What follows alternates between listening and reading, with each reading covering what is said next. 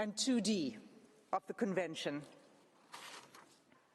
The first genocidal act committed by Israel is the mass killing of Palestinians in Gaza, in violation of Article 2A of the Genocide Convention. As the UN Secretary General explained 5 weeks ago, the level of Israel's killing is so extensive that nowhere is safe in Gaza. As I stand before you today, 23,210 Palestinians have been killed by Israeli forces during the sustained attacks over the last 3 months. At least 70% of whom are believed to be women and children. Some 7,000 Palestinians are still missing, presumed dead under the rubble.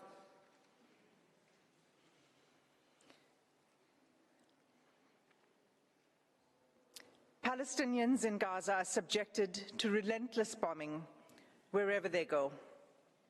They are killed in their homes, in places where they seek shelter, in hospitals, in schools, in mosques, in churches, and as they try to find food and water for their families. They have been killed if they failed to evacuate.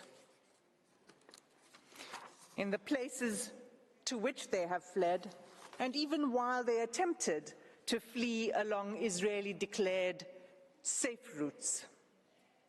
The level of killing is so extensive that those whose bodies are found are buried in mass graves, often unidentified. In the first 3 weeks alone, following 7 October, Israel deployed 6,000 bombs per week. At least 200 times it has deployed 2,000-pound bombs in southern areas of Palestine designated as safe. These bombs have also decimated the north, including refugee camps. 2,000-pound bombs are some of the biggest and most destructive bombs available. They are dropped by lethal fighter jets that are used to strike targets on the ground by one of the world's most resourced armies. Israel has killed an unparalleled and unprecedented number of civilians, with the full knowledge of how many civilian lives each bomb will take. More than 1,800 families, Palestinian families in Gaza, have lost multiple family members, and hundreds of multi-generational families have been wiped out, with no remaining survivors. Mothers, fathers, children, siblings, grandparents, aunts, cousins, often all killed together. This killing is nothing short of destruction of Palestinian life. It is inflicted deliberately. No one is spared, not even newborn babies. The scale of Palestinian child killings in Gaza is such that UN chiefs have described it as a graveyard for children. The devastation, we submit, is intended to and has laid waste to Gaza beyond any acceptable legal, let alone humane, justification. The second genocidal act identified in South Africa's application is Israel's infliction of serious bodily or mental harm to Palestinians in Gaza in violation of Article 2B of the Genocide Convention. Israel's attacks have left close to 60,000 Palestinians wounded and maimed. Again, the majority of them women and children. This in circumstances where the healthcare system has all but collapsed. I'll return to this later in my speech. Large numbers of Palestinian civilians, including children, are arrested, blindfolded, forced to undress and loaded onto trucks, taken to unknown locations. The suffering of the Palestinian people, physical and mental, is undeniable. Turning to the third genocidal act under Article 2C, Israel has deliberately imposed conditions on Gaza that cannot sustain life and are calculated to bring about its physical destruction. Israel achieves this in at least 4 ways. First, by displacement. Israel has forced the displacement of about 85% of Palestinians in Gaza. There is nowhere safe for them to flee to. Those who cannot leave or refuse to be displaced have either been killed or at extreme risk of being killed in their homes. Many Palestinians have been displaced multiple times as families are forced to move repeatedly in search of safety.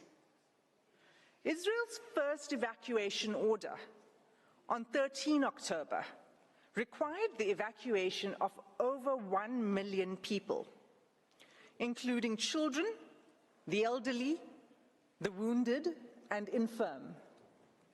Entire hospitals were required to evacuate, even newborn babies in intensive care. The order required them to evacuate the north to the south within 24 hours. The order itself was genocidal. It required immediate movement, taking only what could be carried, while no humanitarian assistance was permitted, and fuel, water, and food, and other necessities of life had deliberately been cut off. It was clearly calculated to bring about the destruction of the population. For many Palestinians, the forced evacuation from their homes is inevitably permanent. Israel has now damaged or destroyed an estimated 355,000 Palestinian homes, leaving at least 500,000 Palestinians with no home to return to.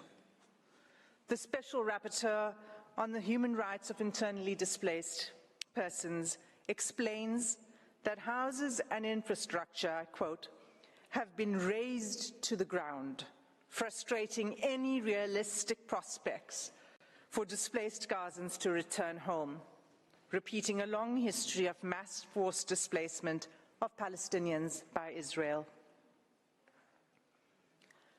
There is no indication at all that Israel accepts responsibility for rebuilding what it has destroyed. Instead, the destruction is celebrated by the Israeli army.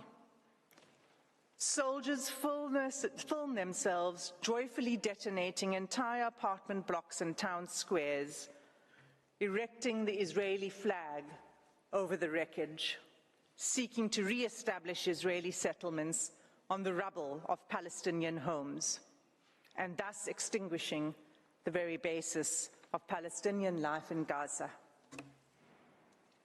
Second, together with the forced displacement, Israel's conduct has been deliberately calculated to cause widespread hunger, dehydration, and starvation. Israel's campaign has pushed Gazans to the brink of famine. An unprecedented 93% of the population in Gaza is facing crisis levels of hunger.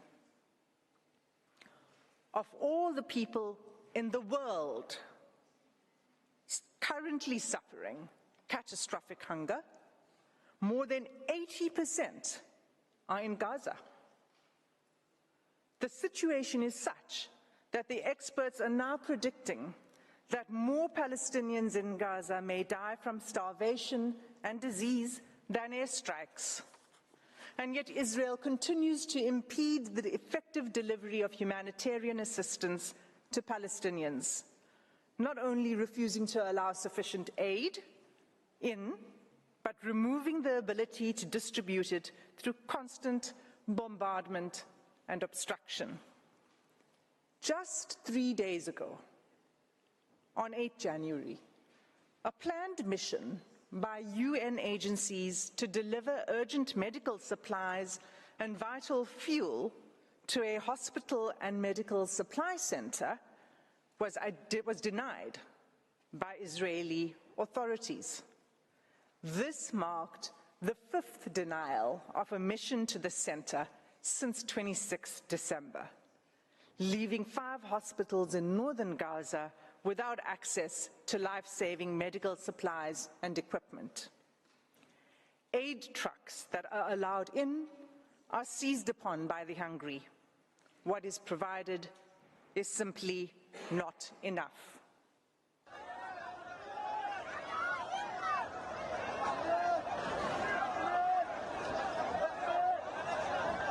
Madam President, members of the court, this is an image of an aid truck arriving in Gaza. Third, Israel has deliberately inflicted conditions in which Palestinians in Gaza are denied adequate shelter, clothes, or sanitation. For weeks, there have been acute shortages of clothes, bedding, blankets, and critical non-food items. Clean water is all but gone, leaving far below the amount required to safely drink, clean, and cook. Accordingly, the WHO has stated that Gaza is experiencing soaring rates of infectious disease outbreaks. Cases of diarrhea in children under 5 years of age have increased 2,000% since hostilities began. When combined and left untreated, malnutrition and disease create a deadly cycle. The 4th genocidal act under Article 2B is Israel's military assault on Gaza's healthcare system, which renders life unsustainable. Even by 7 December, the UN Special Rapporteur on the right to health noted that the healthcare infrastructure in the Gaza Strip has been completely obliterated. Those wounded by Israel in Gaza are being deprived of life-saving medical care. Gaza's healthcare system, already crippled by years of blockade and prior attacks by Israel, is unable to cope with the sheer scale of the injuries. Finally, the UN Special Rapporteur on Violence Against Women and Girls has pointed to acts committed by Israel that would fall under the 4th category of genocidal acts in Article 2D of the Convention. On 22 November, she expressly warned the following: the reproductive violence inflicted by Israel on Palestinian women, newborn babies, infants, and children could be qualified as acts of genocide under Article 2 of the Genocide Convention, including imposing measures intended to prevent births within a group. Israel is blocking the delivery of life-saving aid, including essential medical kits for delivering babies, in circumstances where an estimated 180 women are giving birth in Gaza each day. Of these 180 women, the WHO warns that 15% are likely to experience pregnancy or birth-related complications and need additional medical care. That care is simply not available.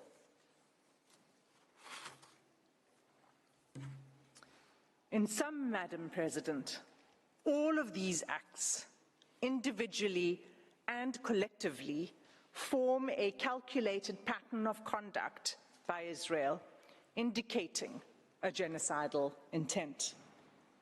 This intent is evident from Israel's conduct in specially targeting Palestinians living in Gaza, using weaponry that causes large-scale homicidal destruction, as well as targeted sniping of civilians, designating safe zones for Palestinians to seek refuge, and then bombing these, depriving Palestinians in Gaza of basic needs: food, water, healthcare, fuel, sanitation, and communications, destroying social infrastructure, homes, schools, mosques, churches, hospitals, and killing, seriously injuring, and leaving large numbers of children orphaned. Genocides are never declared in advance, but this court has the benefit of the past 13 weeks of evidence that shows incontrovertibly a pattern of conduct and related intention that justifies a plausible claim of genocidal acts. In the Gambia-Myanmar case, this court did not hesitate to impose provisional measures in relation to allegations that Myanmar was committing genocidal acts against the Rohingya within the Rakhine state. The facts before the court today are sadly even more stark, and like the Gambia-Myanmar case, deserve and demand this court's intervention.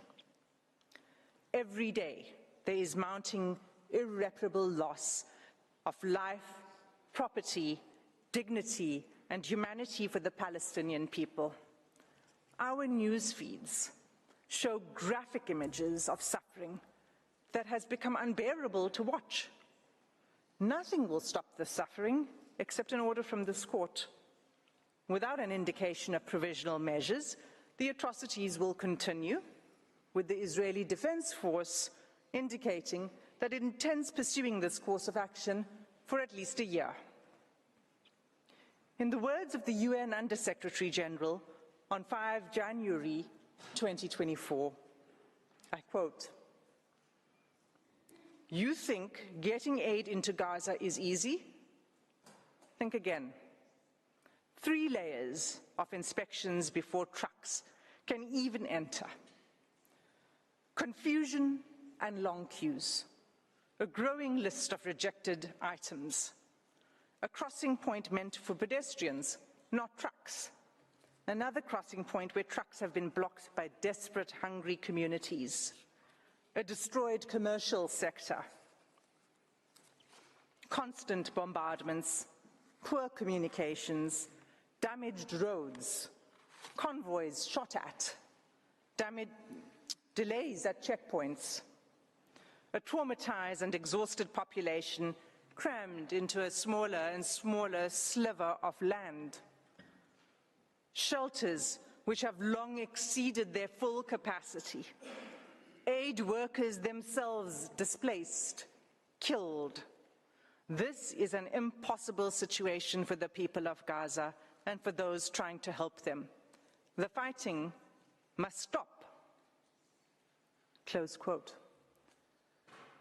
Madam President, members of the court, that concludes my section on the genocidal conduct of Israel. I thank you for your patient attention, and I ask that you call Advocate Nkatobi to the podium to address the court on genocidal intent. I thank Ms. Hassim, and I now invite Mr. Tembeke Nkatobi to address the court. You have the floor, sir.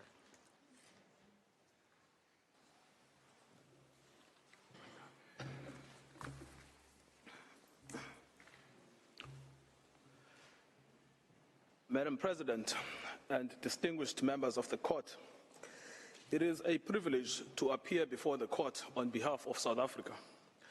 I will address Israel's genocidal intent.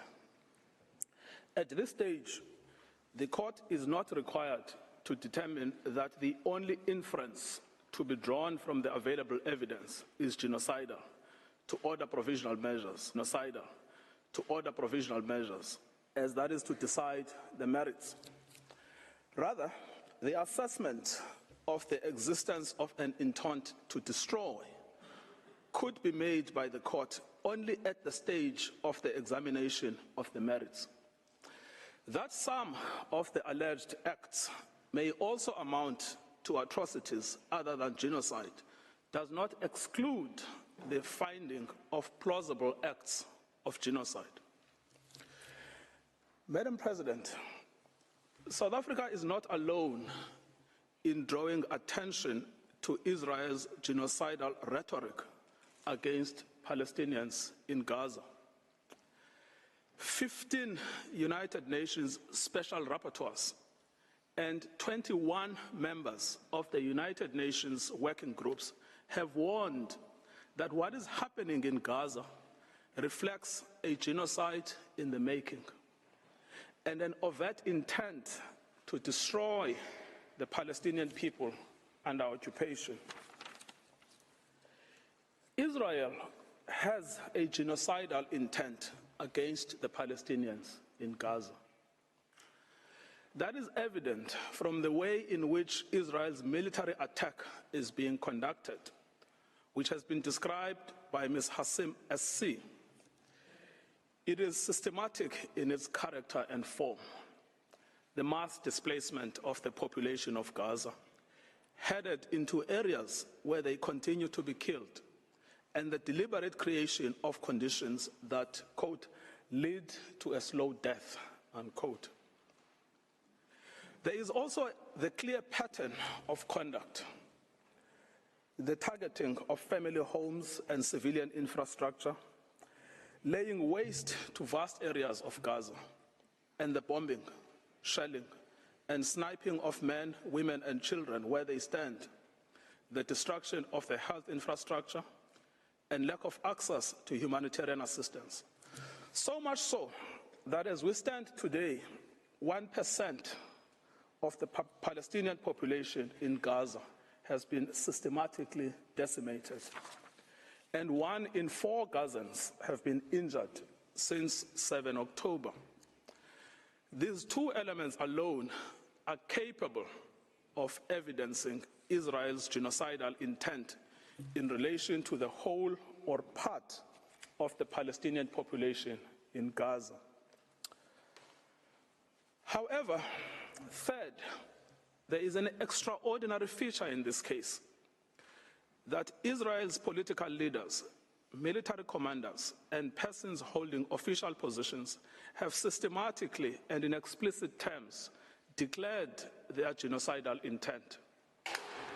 And these statements are then repeated by soldiers on the ground in Gaza as they engage in the destruction of Palestinians and the physical infrastructure of Gaza.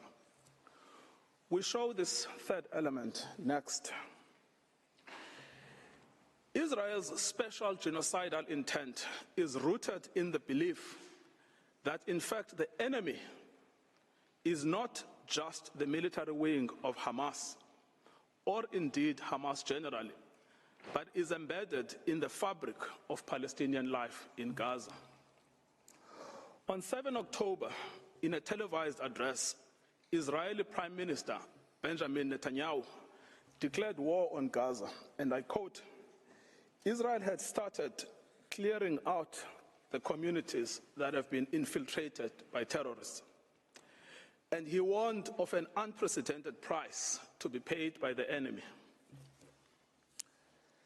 There are more than 2.3 million Palestinians in Gaza. Israel is the occupying power in control of Gaza.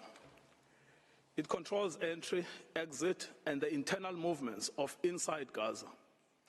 And Prime Minister, Mr. Netanyahu, exercises overall command over the Israeli Defense Force and, in turn, the Palestinians in Gaza. Prime Minister Netanyahu, in his address to the Israeli forces on 28 October 2023, preparing for the invasion of Gaza, urged the soldiers to remember what Amalek has done to you. This refers to the biblical command by God to Saul for the retaliatory destruction of an entire group of people known as the Amalekites, put to death men and women, children and infants, cattle and sheep, camels and donkeys.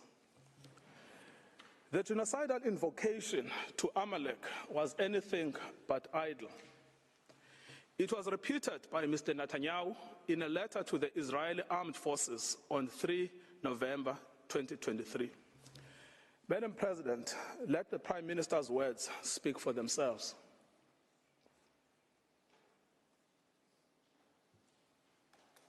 Has done to you, says our Holy Bible, and we do remember and we are fighting our brave troops and combatants who are now in Gaza or around Gaza and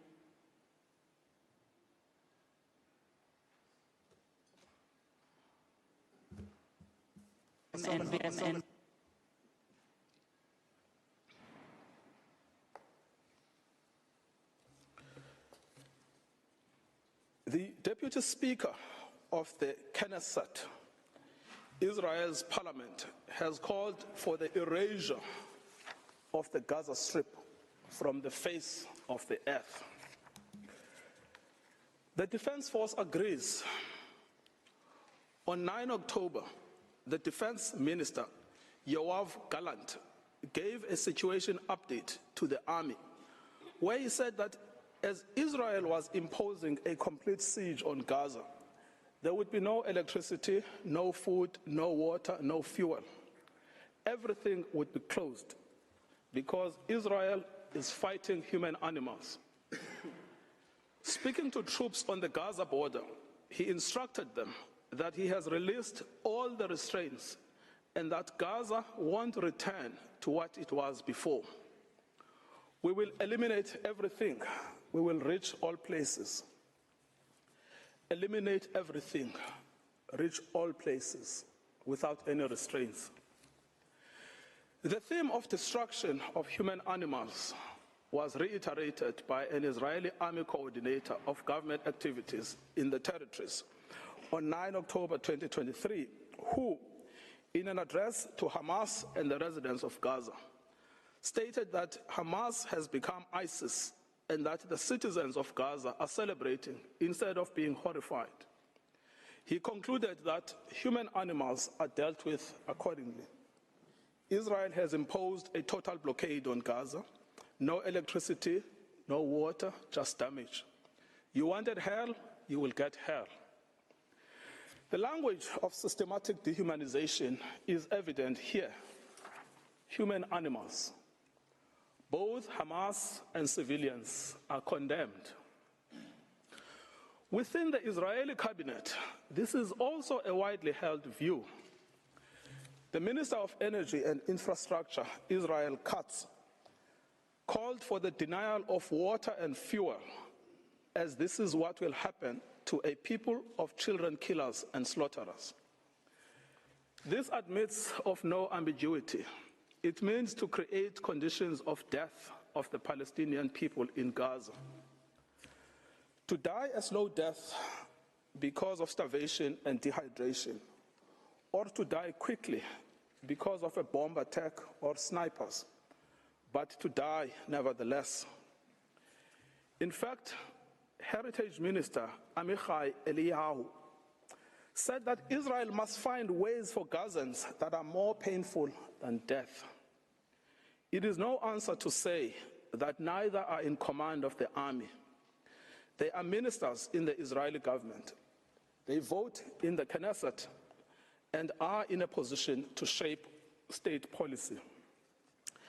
The intent to destroy Gaza has been nurtured at the highest levels of state, as President Isaac Herzog has joined the ranks of those signing bombs destined for Gaza, having previously noted that the entire population in Gaza is responsible and that this rhetoric about civilians not aware, not involved is absolutely not true. We will fight until we break their backbone. Later attempts by the President and others to neutralize this speech have not altered the sting of his words, which was to tar all Palestinians as responsible for the actions of Hamas. Nor, as I will show below, has it affected how state policy is understood within government. The Minister of National Security repeated the President's statements that Hamas and civilians are responsible in equal measure. On 10 November 2023, in a televised interview, he stated that when we say that Hamas should be destroyed, it also means those who celebrate, those who support, and those who hand out candy. They are all terrorists, and they should also be destroyed. These are orders to destroy and to maim what cannot be destroyed. These statements are not open to neutral interpretations or after-the-fact rationalizations and reinterpretations by Israel. The statements were made by persons in command of the state. They communicated state policy. It is simple. If the statements were not intended, they would not have been made. The genocidal intent behind these statements is not ambiguous to the Israeli soldiers on the ground. Indeed, it is directing their actions and objectives. On 7 December 2023, Israeli soldiers proved that they understood the Prime Minister's message to remember what the Amalek has done to you as genocidal. They were recorded by journalists dancing and singing. We know our motto, there are no uninvolved, that they obey one commandment, to wipe off the seed of Amalek. The Prime Minister's invocation of Amalek is being used by soldiers to justify the killing of civilians, including children. These are the soldiers repeating the inciting words of their Prime Minister.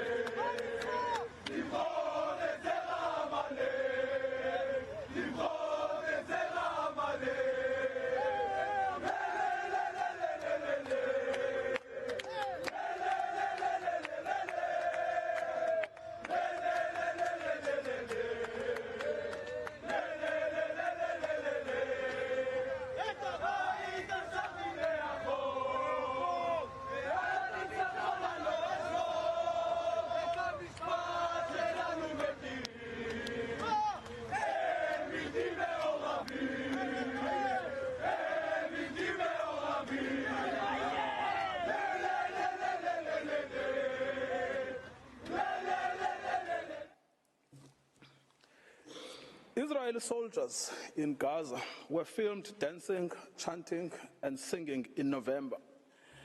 May their village burn, may Gaza be erased.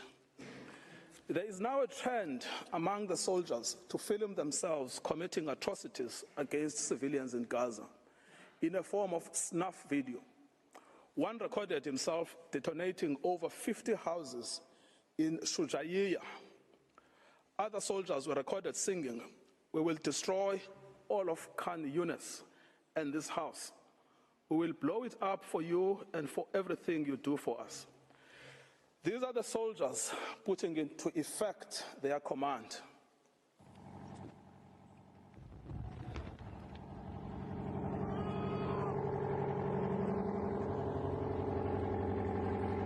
שכונת סג'אעיה ז"ל, נחל עוז, בעזרת השם יהיה לכם.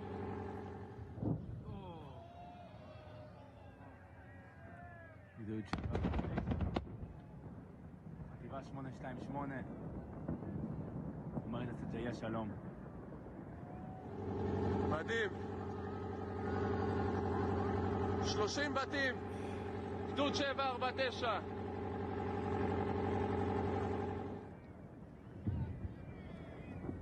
כאן מתחיל הניצחון.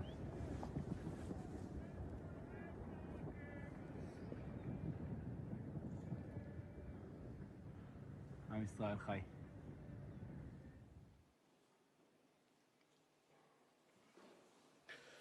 The commanders of the army are also of the same mind.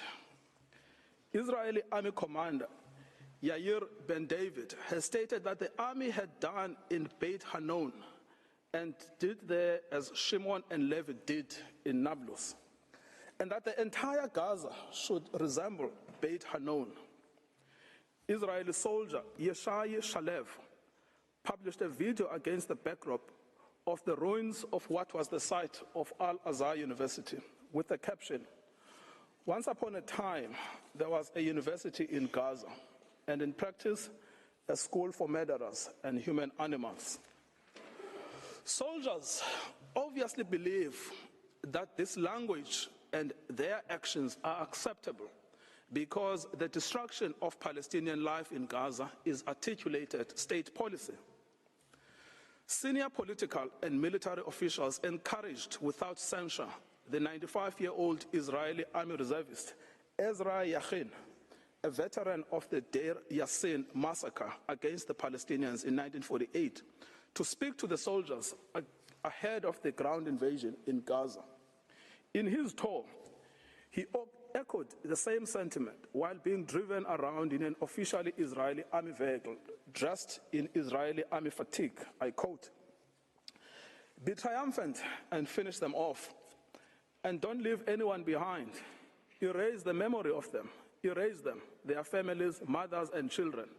These animals can no longer live. If you have an Arab neighbor, don't wait, go to his home and shoot him. We want to invade, not like before. We want to enter and destroy what's in front of us, and destroy houses, then destroy the one after it. With all of our forces, complete destruction, enter and destroy. As you can see, we will witness things we've never dreamed of. Let them drop bombs on them and erase them." As recently as 7 January 2024, a video of a soldier was posted online where he boasts that the army had destroyed the entire village of Hibat Azar.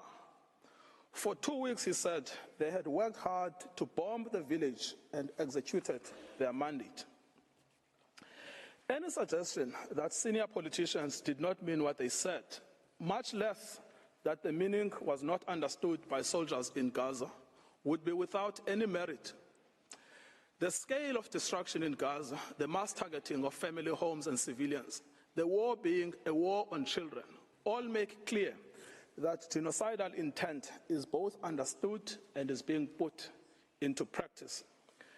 The articulated intent is the destruction of Palestinian life in all its manifestations. The genocidal rhetoric is also commonplace within the Israeli Knesset. Members of the Knesset have repeatedly called for Gaza to be wiped out, flattened, erased, and crushed on all its inhabitants. They have deplored anyone feeling sorry for the uninvolved Gazans, asserting repeatedly that there are no uninvolved, that there are no innocents in Gaza, that the killers of the women and children should not be separated from the citizens of Gaza, and that the children of Gaza have brought this upon themselves, and that there should be one sentence for everyone there, death. Finally, the lawmakers have called for mercilessly bombing from the air, with some advocating for the use of nuclear doomsday weapons, and a Nakba that will overshadow the Nakba of 48. The Prime Minister's genocidal speech has gained ground among some elements of civil society. A famous singer has repeated Mr. Netanyahu's Amalek reference, stating that Gaza must be wiped out and be destroyed with every Amalek seed. We simply must destroy all of Gaza and exterminate everyone who is there. Another has called to erase Gaza, not leave a single person there. Journalists and commentators have announced that the woman is an enemy, the baby is an enemy, the pregnant woman is an enemy. That it is necessary to turn the strip into a slaughterhouse, to demolish every house our soldiers come across, exterminate everyone. The intentional failure of the government of Israel to condemn, prevent, and punish such genocidal incitement constitutes in itself a grave violation of the Genocide Convention. We should recall, Madam President, that in Article 1 of the Convention, Israel confirmed that genocide, whether committed in time of peace or in time of war, is a crime under international law, and it undertook to prevent and to punish it as such. This failure to prevent, condemn, and punish such speech by the government has served to normalize genocidal rhetoric and extreme danger for Palestinians within Israeli society. As MK Moshe Sada from the Likud party has said, the government's own attorneys share his views that Palestinians in Gaza must be destroyed. I quote, "You go anywhere and they tell you to destroy them. In the kibbutz, they tell you to destroy them. My friends at the state attorney's office who fought with me on political issues in debate said to me, it is clear that we need to destroy all Gazans. Destroy all Gazans." Israel is aware of its destruction of Palestinian life and infrastructure. Despite this knowledge, it has maintained and indeed intensified its military activity in Gaza. As to full awareness, in the week after 7 October, NGOs and the United Nations warned of an unprecedented humanitarian crisis in Gaza. The UN stated that actors must allow humanitarian teams and goods to immediately and safely reach the hundreds of thousands of people in need. So right from the beginning, Israel knew that it was depriving water, food, electricity, and essentials for survival. It said so. Everything is closed. It has known that it was depriving Palestinians of health care and treatment for injury in the middle of an unprecedented bombardment, of food and water, and of other essentials for survival. This prompted the World Health Organization to say, "We are on our knees asking for sustained, scaled-up, protected humanitarian operations, appealing to all those in a situation to make a decision or influence decision makers to give us the humanitarian space to address this human catastrophe." Despite this knowledge, Israel continues to target infrastructure essential for survival: water and sanitation infrastructure, solar panels, bakeries, mills, crops. It bombs hospitals, decimating the healthcare system. It targets aid workers and the infrastructure of the United Nations. It is because of the policy of Israel that Gaza has become a place of death and despair.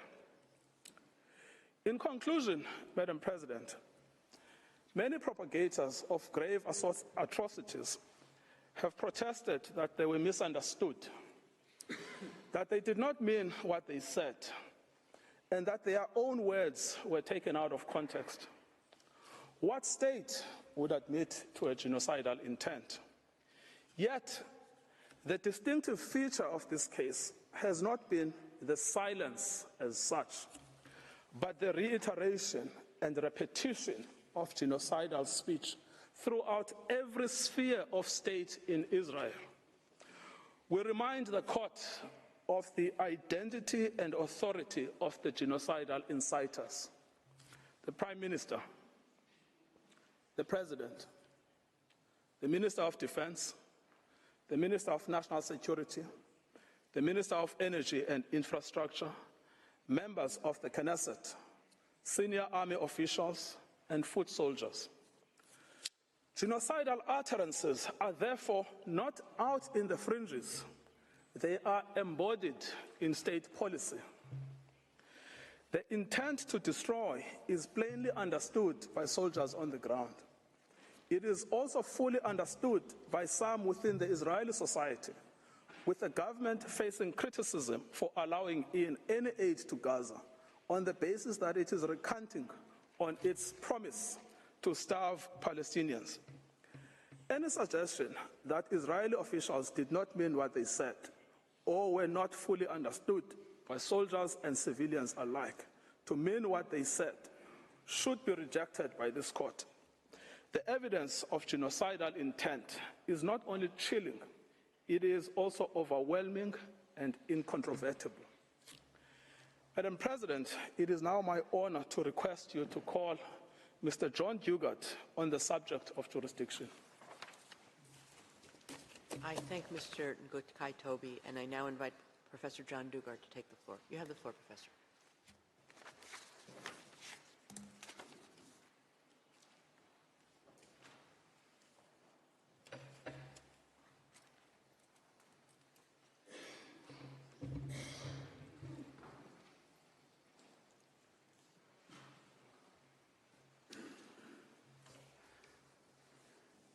Madam President, distinguished members of the Court, it is a great privilege to appear before you today on behalf of the Republic of South Africa. In my speech, I will address the question of jurisdiction. The people of South Africa and of Israel both have a history of suffering. Both states have become parties to the Genocide Convention in the determination to end suffering. In this spirit, neither has attached a reservation to Article 9 of the Convention on the Prevention and Punishment of the Crime of Genocide.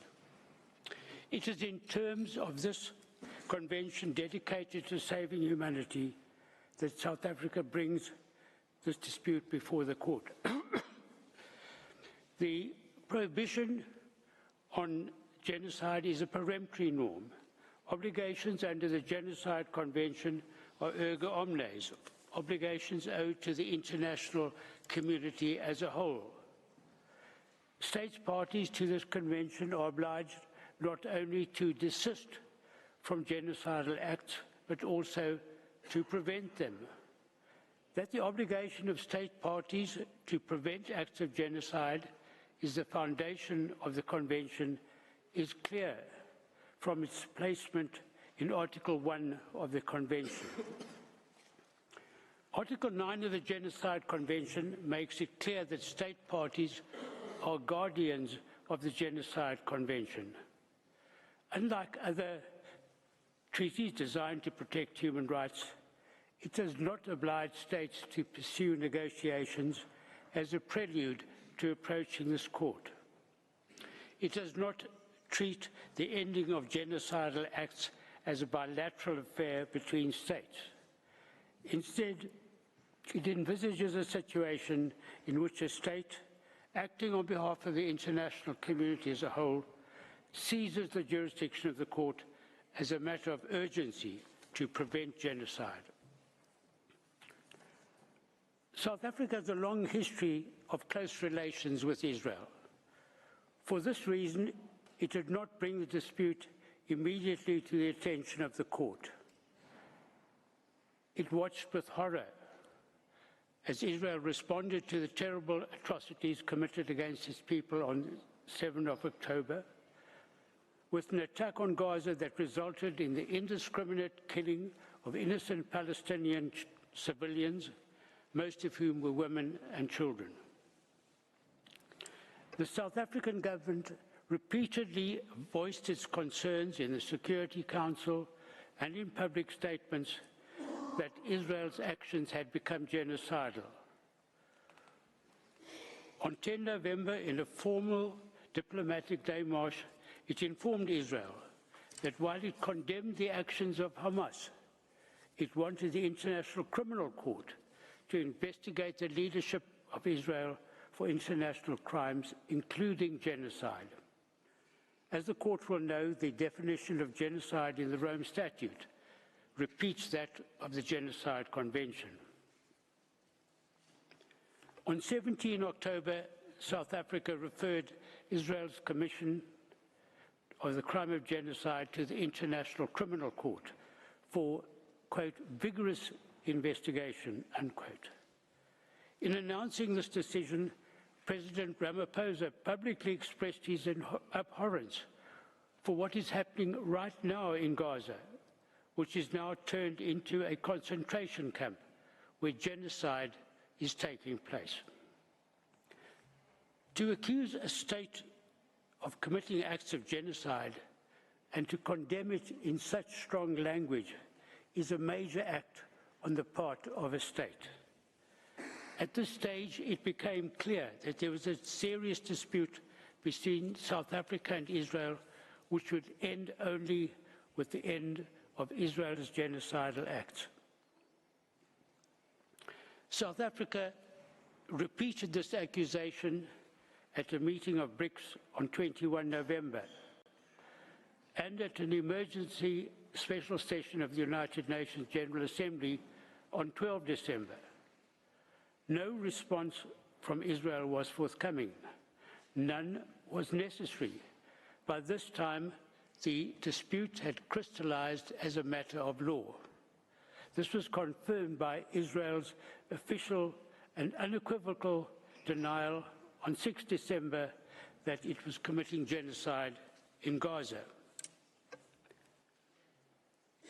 However, as a matter of courtesy, before filing the present application, on 21 December, South Africa sent a note verbal to the Embassy of Israel to reiterate its view that Israel's acts of genocide in Gaza amounted to genocide, that it, as a state party to the Genocide Convention, was under an obligation to prevent genocide from being committed.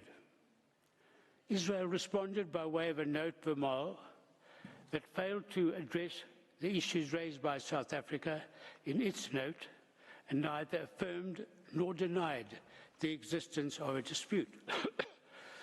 This was emailed later on the 27th of December. This note was received by the relevant South African team on the 29th of December after the present application was filed. On 4 January, South Africa replied to this note verbal, highlighting Israel's failure to prevent any response to the matters raised by South Africa over the previous months, as reiterated in its note verbal. South Africa made it clear that given Israel's ongoing conduct against Palestinians in Gaza, the dispute referred to in its note verbal of 21 December remained unresolved and was plainly not capable of resolution by way of a bilateral meeting. Nevertheless, South Africa proposed a meeting on 5 January, again out of courtesy. Israel responded to this note verbal by proposing that we reconnect to coordinate a meeting at the earliest opportunity after the close of hearings in the present case. To this, South Africa understandably replied that such a meeting would serve no purpose. Madam President, these notes verbal are all to be found in the judge's folder. The existence of a dispute is a matter to be determined by an objective determination of the facts as they existed at the time of the filing of the application. At this time, South Africa had already accused Israel in the Security Council, the General Assembly, and other public fora of engaging in genocidal acts. It had conducted a diplomatic démarche on Israel, warning it that it viewed its conduct as genocidal. It had requested the International Criminal Court to vigorously investigate crimes under the Genocide Convention committed by Israel in the Gaza Strip, and it accused Israel inter alia of the deliberate targeting of civilians, intentionally causing starvation and impeding relief supplies. It had accused Israel leaders of expressing, quote, the intent of committing genocide. Israel had flatly denied South Africa's accusations. Despite these harsh accusations, Israel has persisted in its genocidal acts against the population of Gaza. What more evidence could be required to establish a dispute? It is precisely because of a situation of this kind, affecting the international community as a whole, that Article 9 of the Genocide Convention does not require negotiations as a precondition to seizing the jurisdiction of the court. Certainly, a respondent state cannot prevent a referral to the court by claiming that there is no dispute and that it wants discussions on this matter when the existence of the dispute is clear. For a state to insist on a time frame for negotiations would simply be a license to commit genocide and would run counter to the object and purpose of the Genocide Convention. Madam President, the question of the crystallization of a dispute has been addressed by this court in preliminary objections at the merits stage where the burden of proof is higher. Although the court has generally adopted a flexible approach to the subject, it has laid down a number of tests for the existence of a dispute. First, it must be shown that the claim of one party is positively opposed by the other. Second, the date for determining the existence of the dispute is the date of the application, but subsequent conduct may be considered. 3, whether the dispute exists must be determined by an objective determination of the facts. And 4, a dispute exists when it is demonstrated on the basis of the evidence that the respondent was aware or could not have been unaware that its views were positively opposed. When these propositions are applied to the facts of this case, it is incontrovertible that a dispute exists between South Africa and Israel. South Africa strongly believes that what Israel is doing in Gaza amounts to genocide. Israel denies this and claims that such an accusation is legally and factually wrong and, moreover, is obscene. So an objective determination of the facts shows that a dispute existed on the date of the submission of South Africa's application, and this has been confirmed by Israel's subsequent statements and by its continuing conduct in Gaza. Moreover, Israel must have been aware from South Africa's public statements, the démarche, and the referral of the matter to the International Criminal Court of Israel's genocidal acts that a dispute existed between the two states. Madam President, the Court has indicated that in an application for provisional measures, it is sufficient to show that there is a prima facie basis for jurisdiction. It is submitted that South Africa has convincingly established the existence of a dispute between it and Israel over the fulfillment of the latter's obligations under the Genocide Convention. Finally, it is submitted that regard should be had to the special considerations that apply to the existence of a dispute under Article 9 of the Genocide Convention between a state that brings an application in furtherance of its obligation to prevent genocide and a state accused of committing genocide. This concludes my speech, Madam President. I thank you, the members of the Court, for your attention, I now ask you to call to the podium Professor Max du Plessis to address you on the nature of the rights requiring protection and the link between such rights and the measures requested. Thank you. I thank you, Professor Dugard. Before I give the floor to the next speaker, the court will observe a coffee break of 10 minutes. Sitting is adjourned.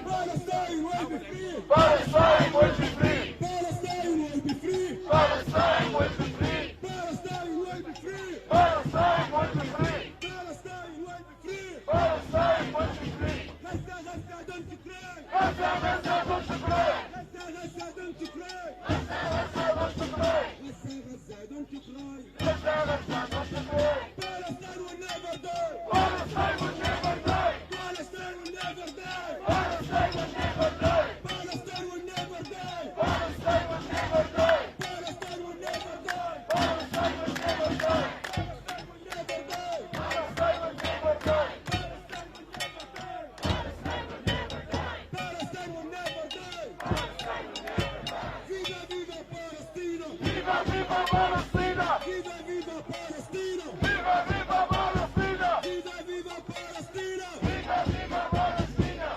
Viva Antigua!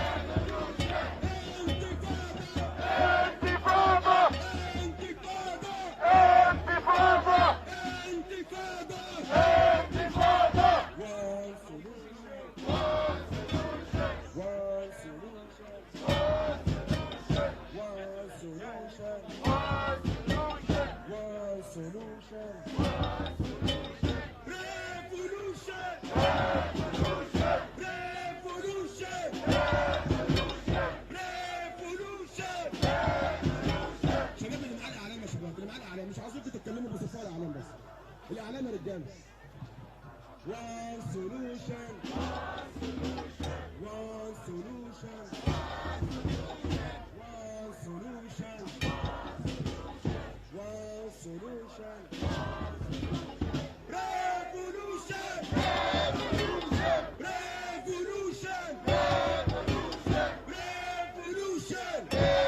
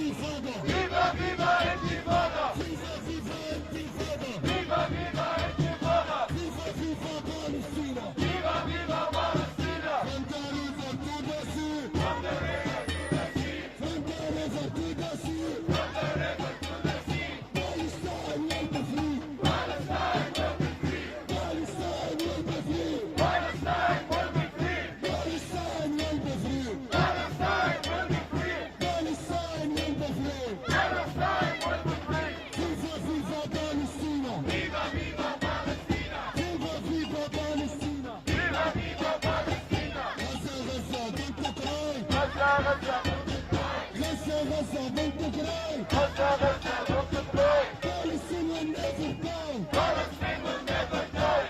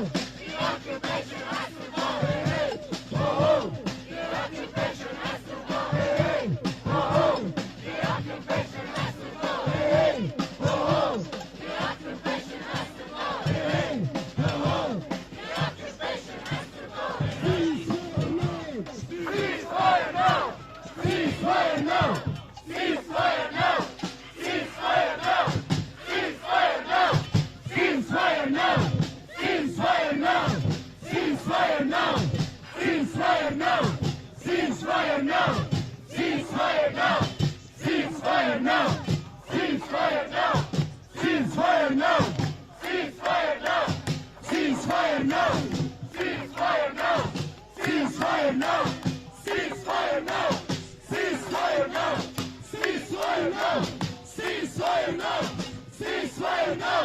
Ceasefire now! Ceasefire now! Ceasefire now! Ceasefire now! Ceasefire now! Ceasefire now! Stop genocide! Stop genocide! Stop genocide! Stop genocide! Stop genocide! Stop genocide! Stop genocide! Stop genocide!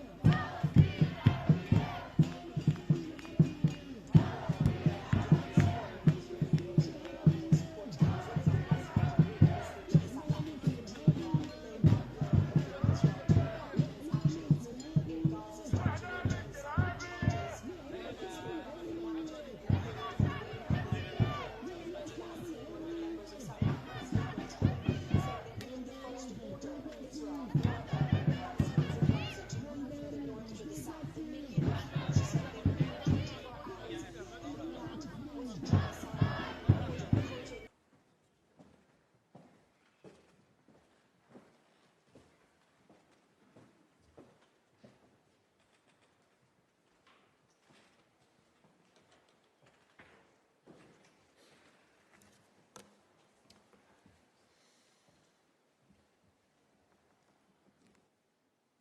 Please be seated.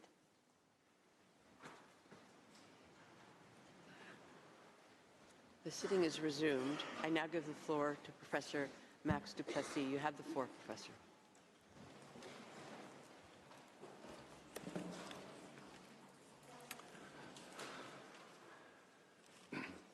Madam President, distinguished members of the Court, it is a privilege to appear before you. It's truly my honor to represent South Africa in these proceedings. I will be focusing on the nature of the rights that South Africa seeks to preserve through its application and the link between such rights and the measures requested. As well established in the Court's jurisprudence, and most recently in this Court's decision in the Gambia case, for the Court to exercise its power to indicate provisional measures, the rights claimed by South Africa on the merits, and for which it is seeking protection, must be at least plausible. This threshold does not require the Court to determine definitively whether the rights which South Africa wishes to see protected exist. Rather, the rights asserted must merely be grounded in a possible interpretation of the Convention, and the Court must be concerned to preserve by such measures the rights which may subsequently be adjudged by it to belong to either party. Palestinians in Gaza, as a very substantial and important part of the Palestinian national, racial, and ethnical group, simply but profoundly are entitled to exist.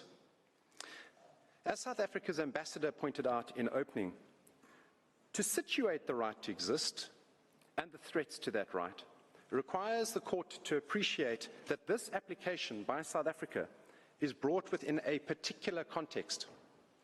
What is happening in Gaza now is not correctly framed as a simple conflict between two parties. It entails instead destructive acts perpetrated by an occupying power, Israel, that has subjected the Palestinian people to an oppressive and prolonged violation of their right to self-determination for more than half a century. And those violations occur in a world where Israel, for years, has regarded itself as beyond and above the law. As the UN Special Rapporteur on the occupied Palestinian territories explained in 2022, and I quote, "The occupation by Israel has been conducted in profound defiance of international law and hundreds of United Nations resolutions with scant pushback from the international community." That context is important, as South Africa made clear in its application. Where the international community has failed Palestinians for so long, and despite Israel's willful defiance of Palestinians' rights, South Africa turns to this Court, seeking to protect the core rights of Palestinians in Gaza to be protected from acts of genocide, attempted genocide, direct and public incitement to genocide, and complicity in and conspiracy to commit genocide.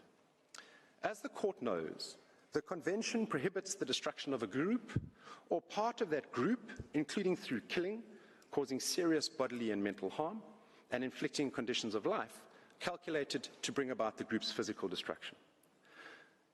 Through these core rights, the Convention further protects the rights of its members to life and physical and mental integrity. Palestinians in Gaza, women, men, children, because of their membership in a group, are protected by the Convention, as is the group itself. And the core rights are violated and threatened by a remarkable set of facts outlined by my colleagues and set out in detail in South Africa's application with supporting evidence. In the speeches to this Court today, South Africa has chosen, as you've heard, to avoid the showing of graphic videos and photos. It has decided against turning this Court into a theatre for spectacle. It knows, as well as Your Excellencies, the temptation for both sides in a dispute to parade pictures to shock. But South Africa's application in this Court today is built on a foundation of clear legal rights, not images. The detailed material before the Court is marshalled to show a case for provisional measures based firmly on this Court's prior decisions And South Africa advances its case on the basis that Palestinians' rights are equally as worthy of protection on the unprecedented evidence before you as those of the victim groups that this Honourable Court has previously protected by its issuance of provisional measures in the past. The material confirms the rights in issue and their violation, that Israel has committed and is committing acts capable of being characterized as genocidal. You have heard from Ms. Hassim about direct extermination of thousands of people and children of the Palestinian population in Gaza since 7 October last year. And South Africa and the world together stand witness to the forced evacuation of over 85% of the population of Gaza from their homes, and the herding of them into ever smaller areas without adequate shelter or medical care to be attacked, killed and harmed. So, the rights are immediately and urgently in need of protection because of the ongoing denial by Israel of the conditions necessary for life. It is difficult, with respect, to think of a clearer or more abundantly urgent case. Arif Hussein, the chief economist at the United Nations World Food Programme, chillingly warned a week ago, on the 3rd of January, and I quote, "I've been doing this," he said, "for the past 2 decades, and I've been to all kinds of conflicts and all kinds of crises. And for me, the situation in Gaza, is unprecedented because of, 1, the magnitude, the scale, the entire population of a particular place. 2nd, the severity. And 3rd, the speed at which this is happening, at which this has unfolded, is unprecedented." He concluded, "In my life, I've never seen anything like this in terms of severity, in terms of scale, and then in terms of speed." Madam President, esteemed judges, the core rights on the evidence provided by South Africa in its application are demonstrably being violated. Multiple further statements by UN bodies and experts, as well as various expert human rights organizations and institutions and states, all of which is set out in South Africa's application, confirm as much. They collectively have considered the acts committed by Israel to be genocidal, or at the very least warned that the Palestinian people are at risk of genocide.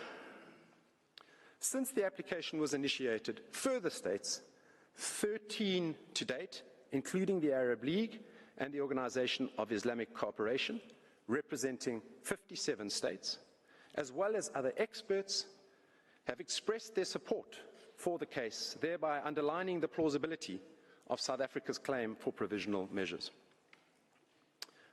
For the purposes of the indication of provisional measures, the rights asserted by South Africa under the Genocide Convention and their protection corresponds with the very object and purpose of the Convention. Based on the materials before the court, the acts by Israel complained of are capable of being characterized as at least plausibly genocidal. As Mr. Nkonkatobi has explicated, the evidence of the specific genocidal intent is clear from the statements by Israeli government officials and soldiers towards Palestinians in Gaza, and which may be characterized as at the very least plausibly genocidal. This at least plausible genocidal intent can also be deduced from the pattern of conduct against Palestinians in Gaza. It is also, again at the very least, plausible that Israel has failed to prevent or to punish genocide, conspiracy to commit genocide, direct and public incitement to genocide, attempted genocide, and complicity in genocide. And it is further plausible that South Africa has an obligation to prevent genocide, including by taking all reasonable measures within its powers to influence effectively the actions of persons perpetrating and likely to commit genocide or engaging in direct or public incitement to genocide. So let me be clear. South Africa's obligation is motivated by the need to protect Palestinians in Gaza and their absolute rights not to be subjected to genocidal acts. Notwithstanding the incontestably serious nature of the allegations against Israel, the court should not be required, before granting provisional measures, to ascertain whether the existence of a genocidal intent is the only plausible inference to be drawn from the material before it.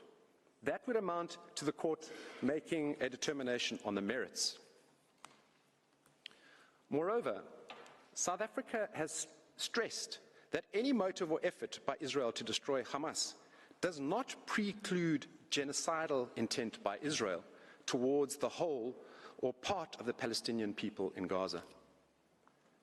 Evidence of other motives explaining its conduct as a perpetrator will not save Israel from a finding that it also possessed the requisite genocidal intent. And because of a fundamental feature of genocide, namely that the prohibitions on genocide and associated offences are jus cogens in nature, they are subject, therefore, to no exceptional qualification. They are absolute in nature, in times of war and peace, always and everywhere. Furthermore, the fact that the alleged acts may also be characterized as crimes other than genocide should not exclude the plausible inference of the existence of genocidal intent. As the UN Secretary-General has stated, the prevention of genocide is intrinsically connected to preventing crimes against humanity and war crimes, as these crimes tend to occur concurrently in the same situation rather than as isolated events. Consequently, he said, initiatives aimed at preventing one of the crimes will in most circumstances also cover the others. And as also set out in the ILC articles on state responsibility, the wrongful act of genocide is generally made up of a series of acts which are themselves internationally wrongful. Madam President, honourable members of the Court, South Africa's claims thus concern in the first place its own obligations as a state party to the Genocide Convention to act to prevent and punish genocide. In the application, South Africa has stressed that it is acutely aware of its own obligation as a state party to the Convention to prevent genocide. Indeed, this court has recognized the universal character both of the condemnation of genocide and of the cooperation required in order to liberate mankind from such an odious scourge.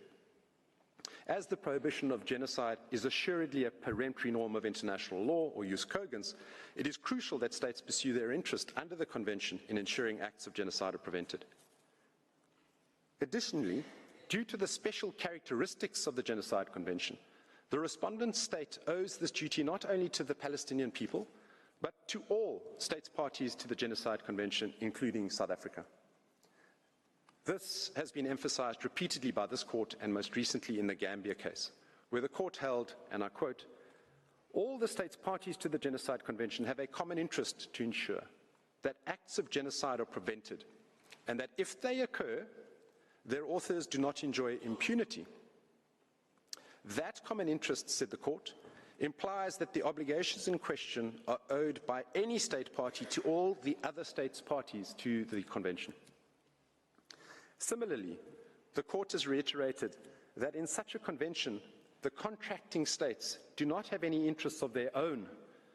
They merely have, one and all, a common interest, namely the accomplishment of those high purposes which are the raison d'etre of the convention. Accordingly, any state party to the Genocide Convention, and not only a specially affected state, may invoke the responsibility of another state party with a view to ascertaining the alleged failure to comply with its obligations, erga omnes partes, and to bring that failure to an end. That means that South Africa is asserting both a collective and an individual right. It is thus beyond doubt that South Africa is entitled to invoke the responsibility of Israel under the Genocide Convention.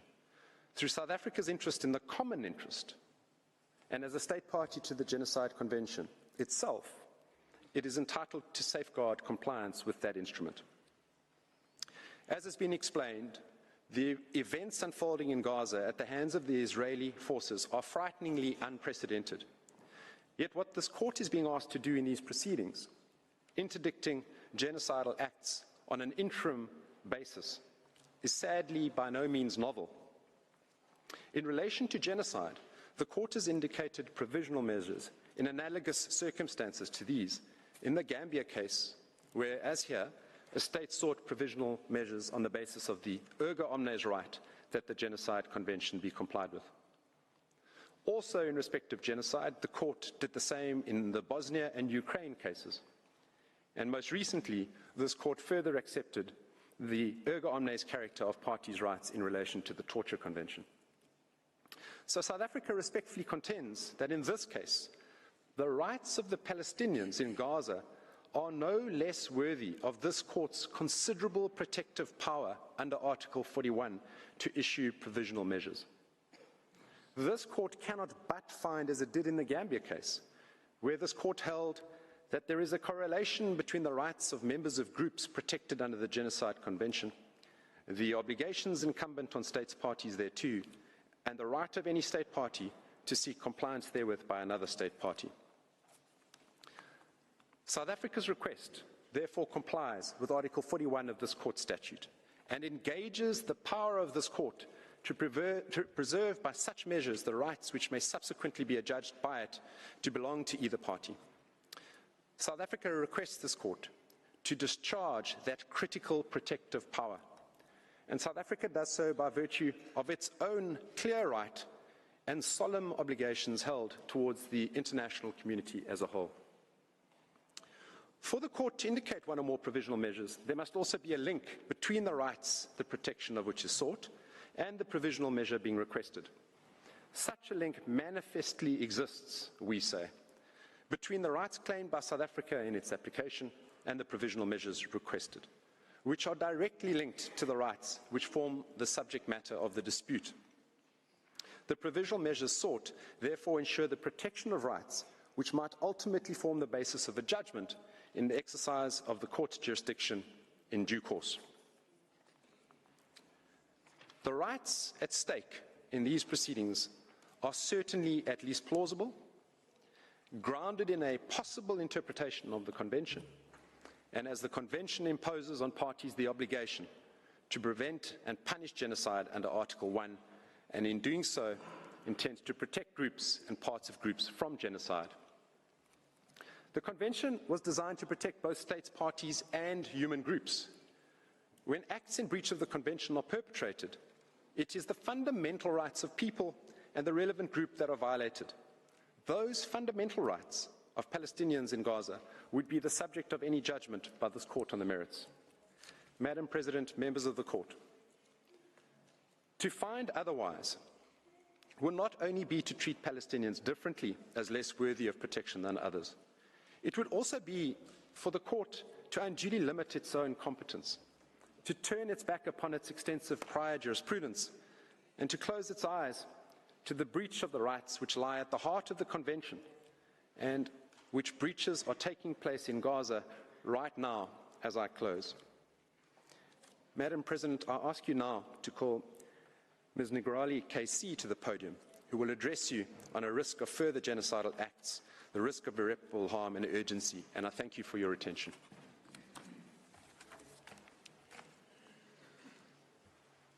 I thank Professor du Plessis, and I now invite Ms. Bodily Negrali to take the floor. You have the floor, Madam.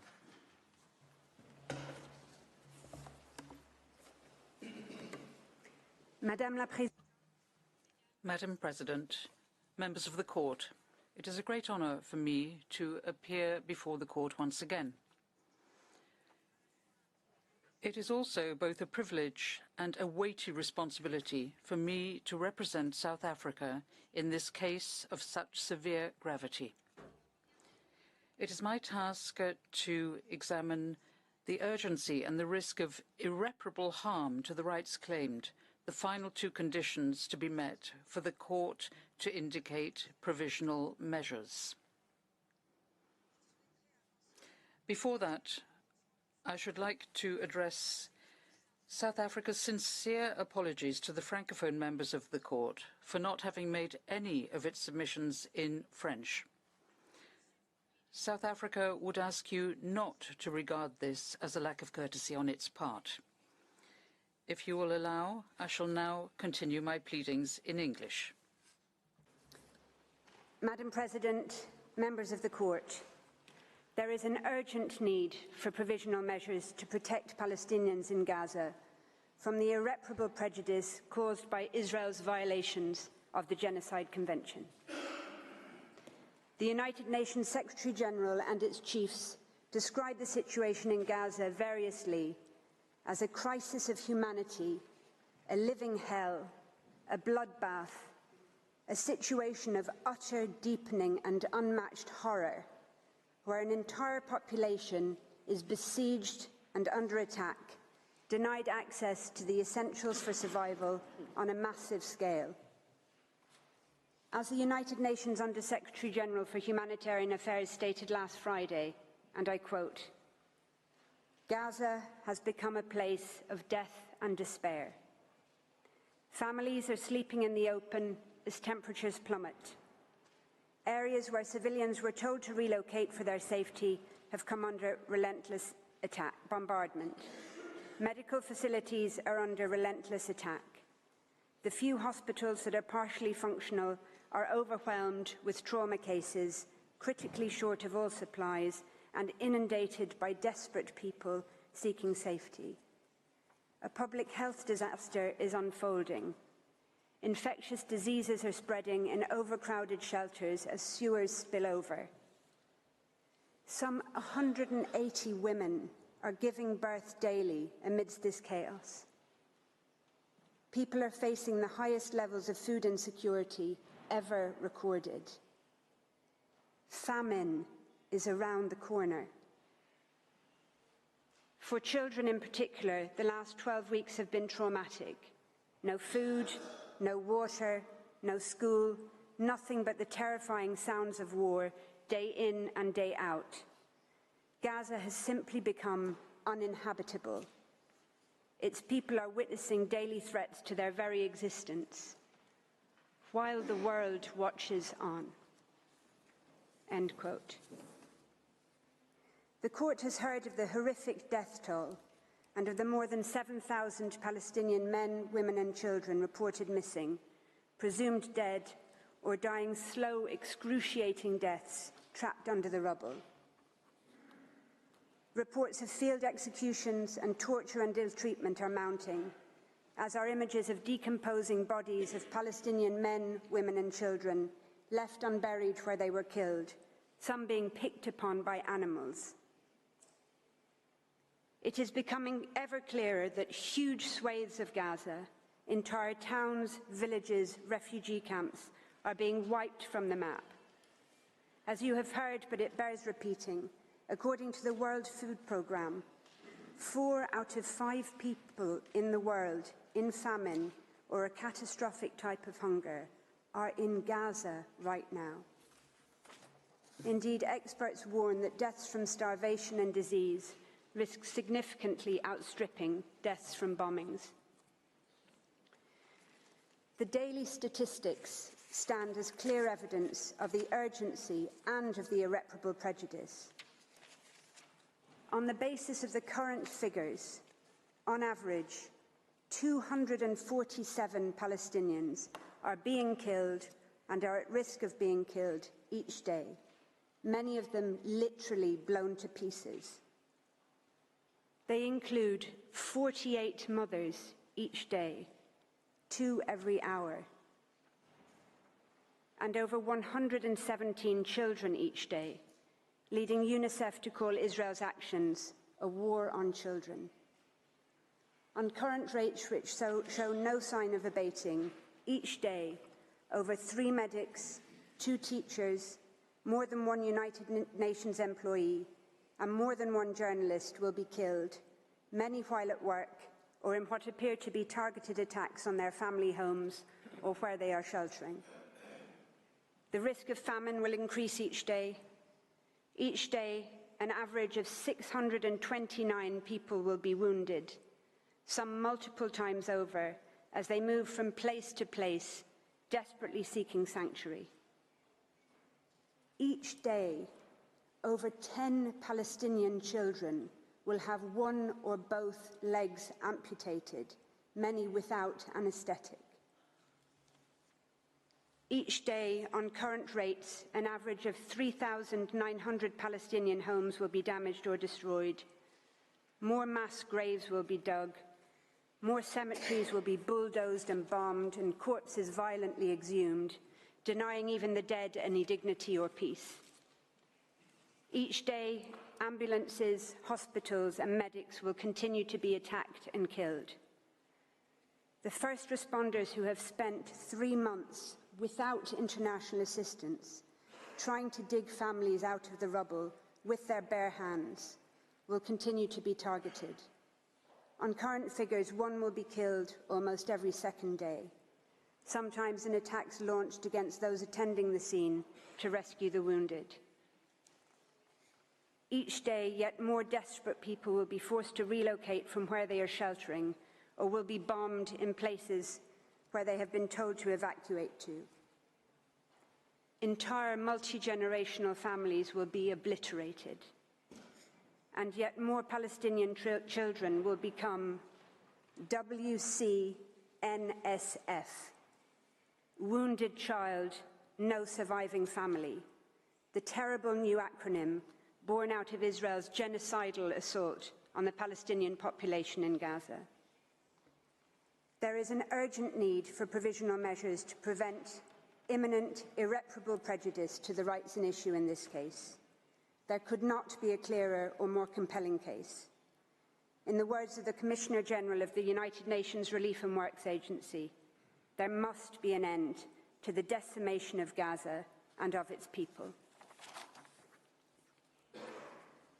Turning to the Court's case law, as the Court has recently reaffirmed, and I quote, "The condition of urgency is met when acts susceptible of causing irreparable prejudice can occur at any moment before the Court makes a final decision on the case," end quote. That is precisely the situation here. Any of those matters to which I have referred can and are occurring at any moment. United Nations Security Council resolutions demanding, quote, "the immediate, safe, unhindered delivery of humanitarian assistance at scale throughout Gaza and full, rapid, safe and unhindered humanitarian access," end quote, remain unimplemented.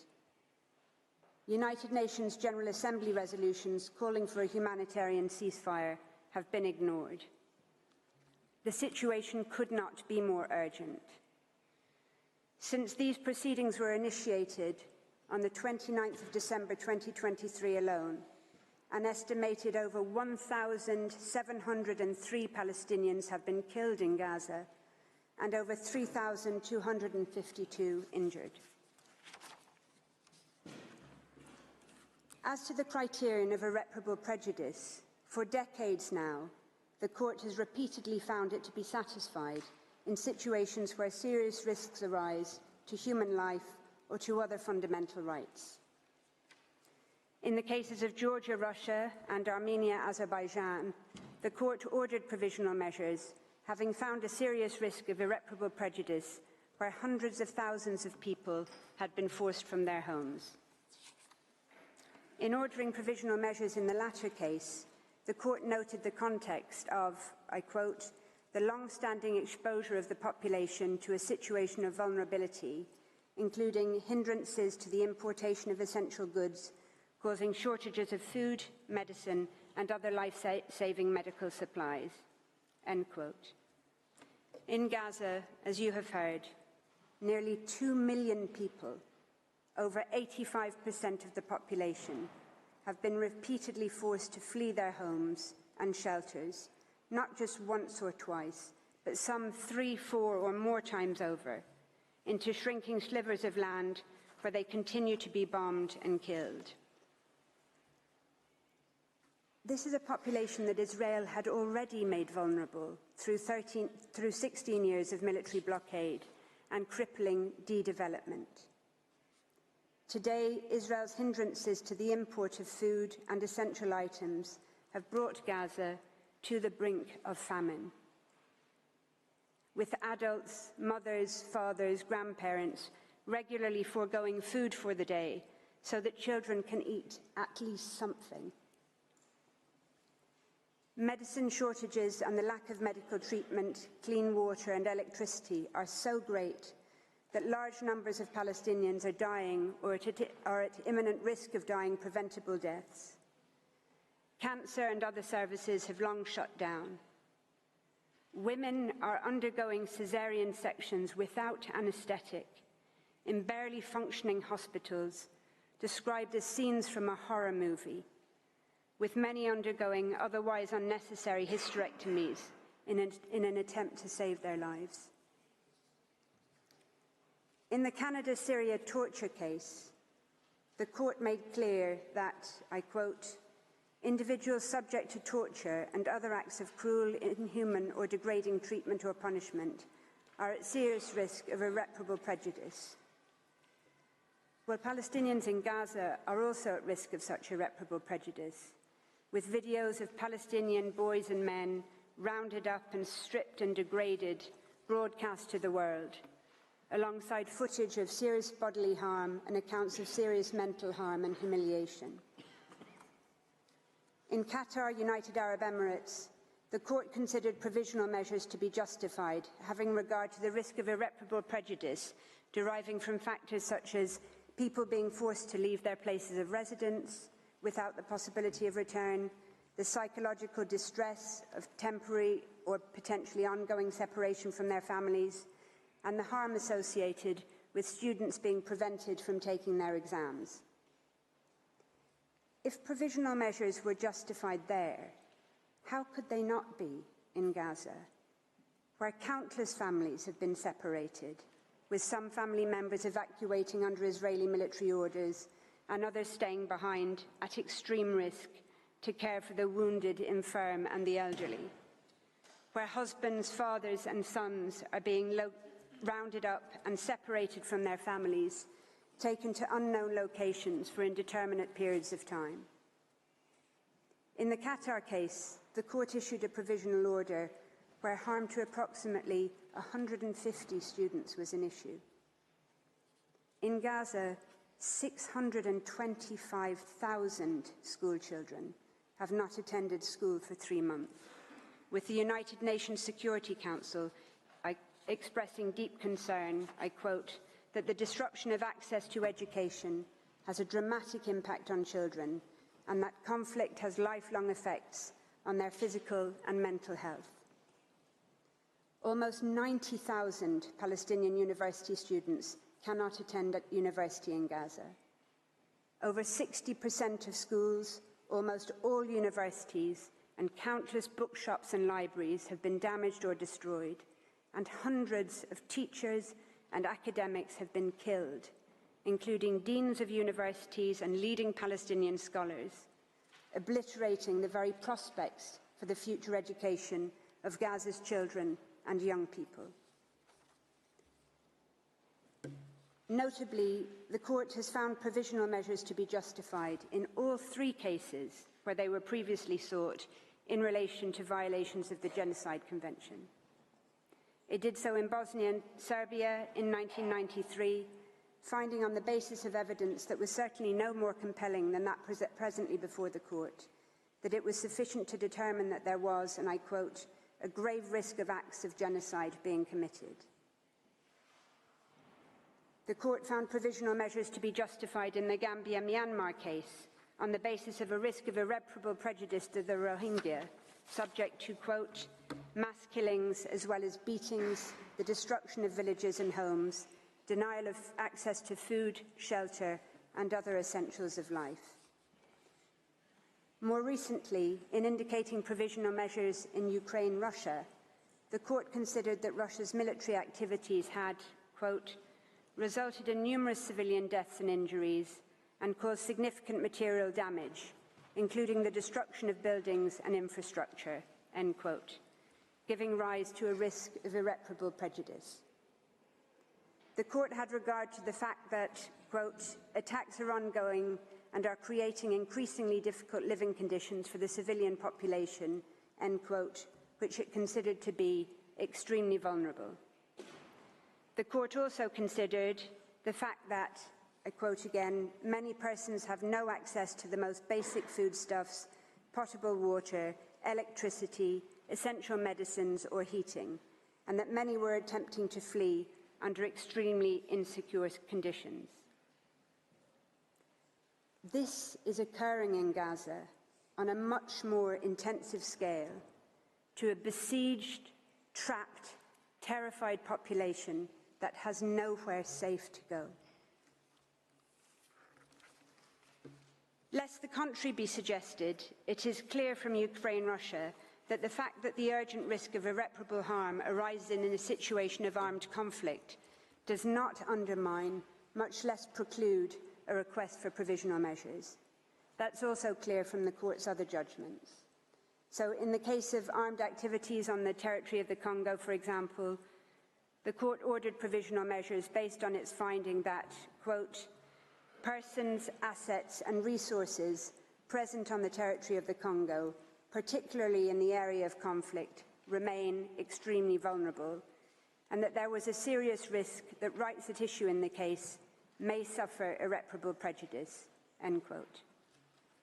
Similarly, in Costa Rica, Nicaragua, the court indicated provisional measures in part on the basis that the presence of troops in the disputed territory gave rise, I quote, to a real and present risk of incidents liable to cause irremediable harm in the form of bodily injury or death, end quote.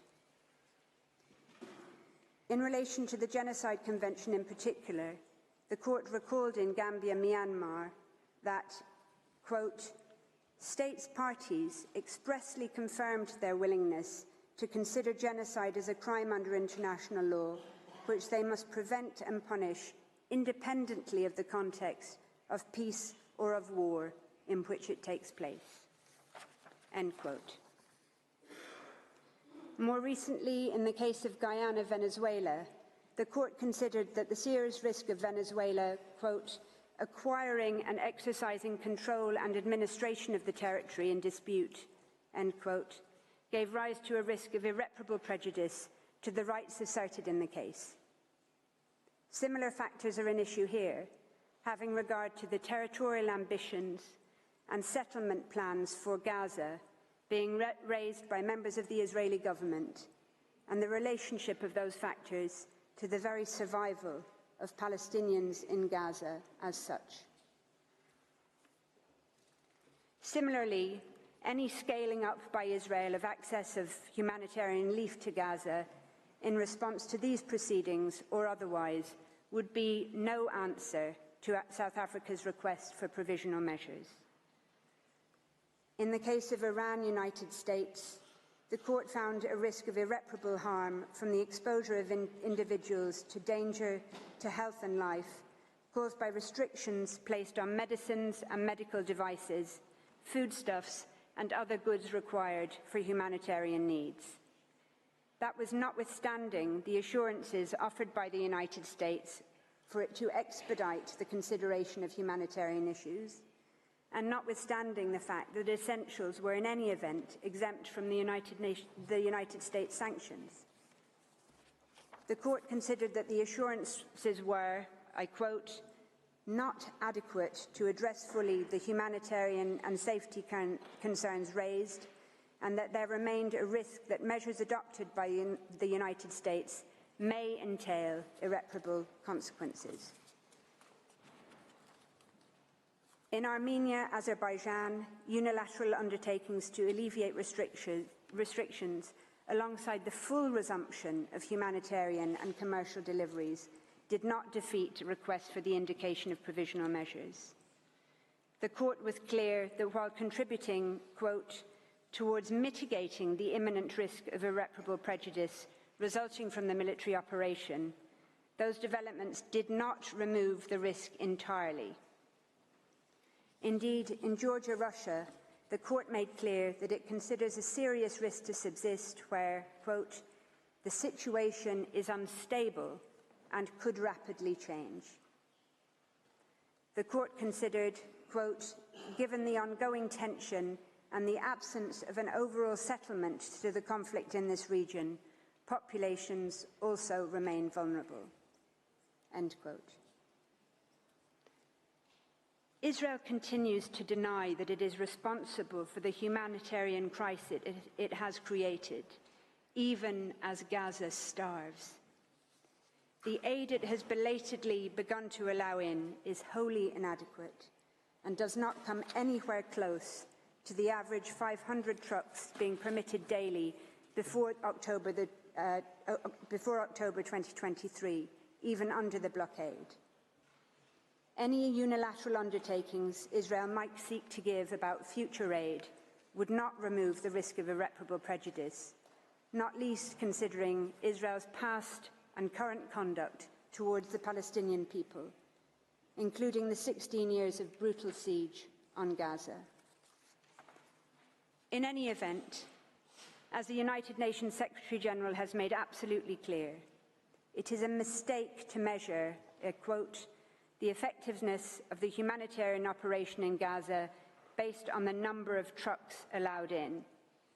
As he stressed, I quote, "The real problem is that the way Israel is conducting this offensive means that the conditions for the effective delivery of humanitarian aid no longer exist.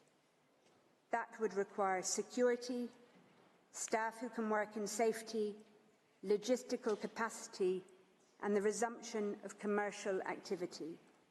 It requires electricity and steady communications. All of these remain absent." End quote. Indeed, only shortly after Israel opened the Kerem Shalom crossing to goods in late December 2023, it was struck in a drone attack, killing 5 Palestinians and leading to another temporary closure. Nowhere and nobody is safe.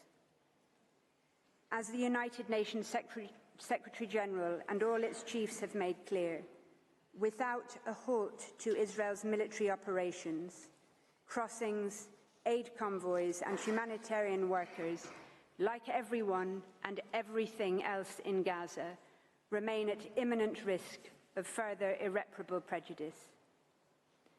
An unprecedented 148 United Nations staff have been killed to date. Without a halt to Israel's military activity in Gaza, there will be no end to the extreme situation facing Palestinian civilians. Madam President, members of the Court, if the indication of provisional measures was justified on the facts in those cases I have cited, how could it not be here, in a situation of much greater severity, where the imminent risk of irreparable harm is so much greater?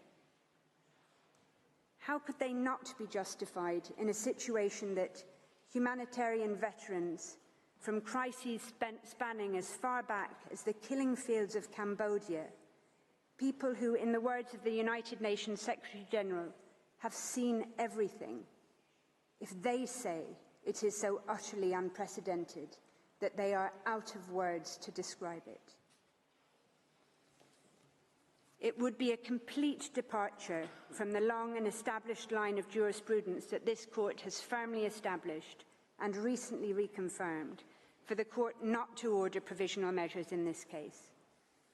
The imminent risk of death, harm and destruction that Palestinians in Gaza face today and that they risk every day during the pendency of these proceedings, on any view justifies, indeed compels, the indication of provisional measures.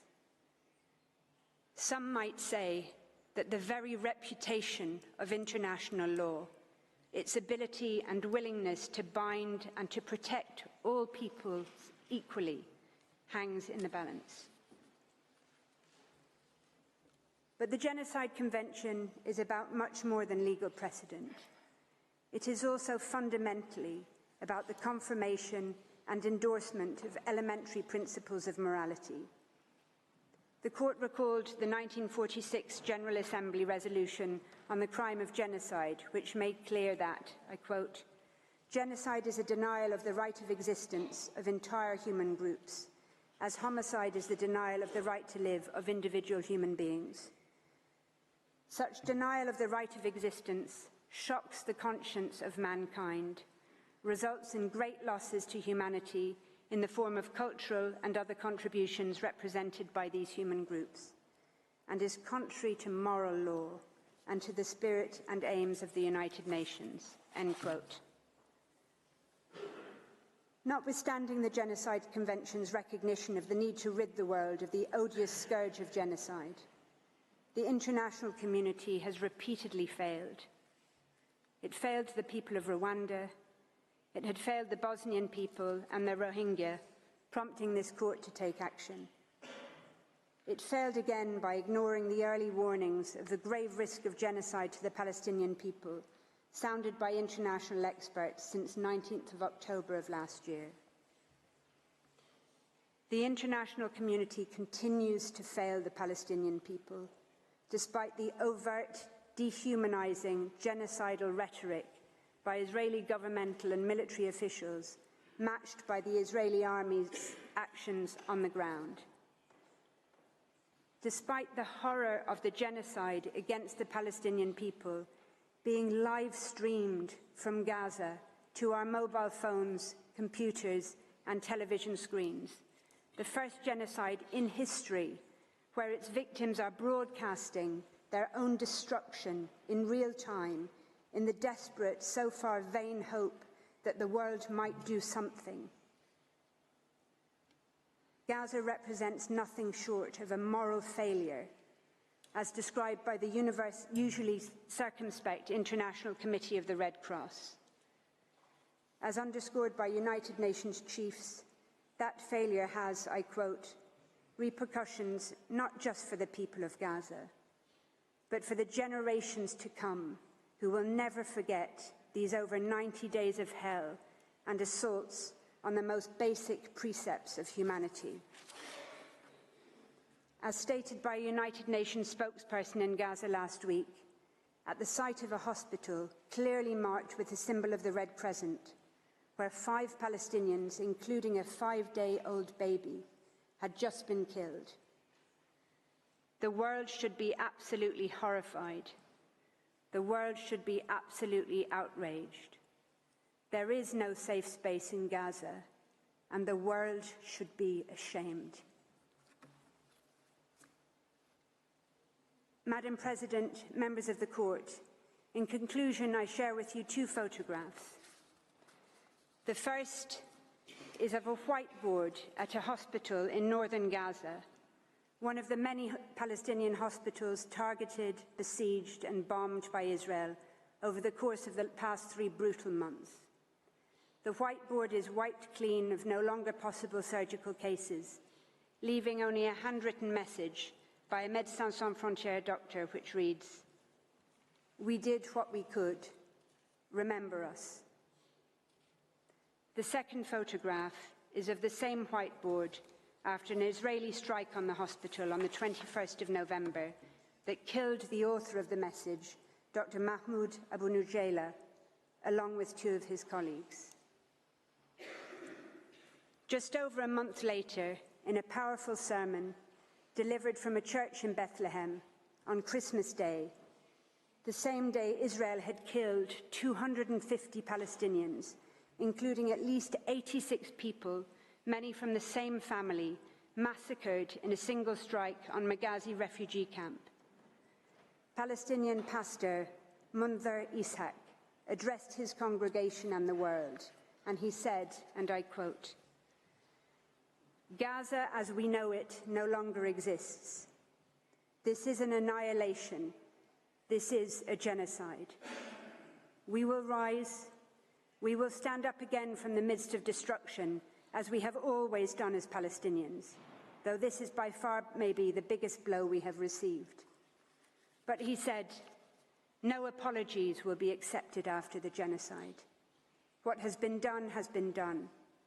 I want you to look in the mirror and ask, where was I when Gaza was going through a genocide?" South Africa is here, before this court, in the Peace Palace. It has done what it could. It is doing what it can by initiating these proceedings, by seeking interim measures against itself as well as against Israel. South Africa now respectfully and humbly calls on this honourable court to do what is in its power to do, to indicate the provisional measures that are so urgently required to prevent further irreparable harm to the Palestinian people in Gaza, whose hopes, including for their very survival, are now vested in this court. Madam President, members of the court, I should like to thank you for your kind attention. I ask that you call Professor Lowe, KC, to the podium now to describe the provisional measures sought by South Africa on behalf of the Palestinian people. I thank Ms. Negralik, and I now invite Professor Von Lowe to address the court. You have the floor, Professor.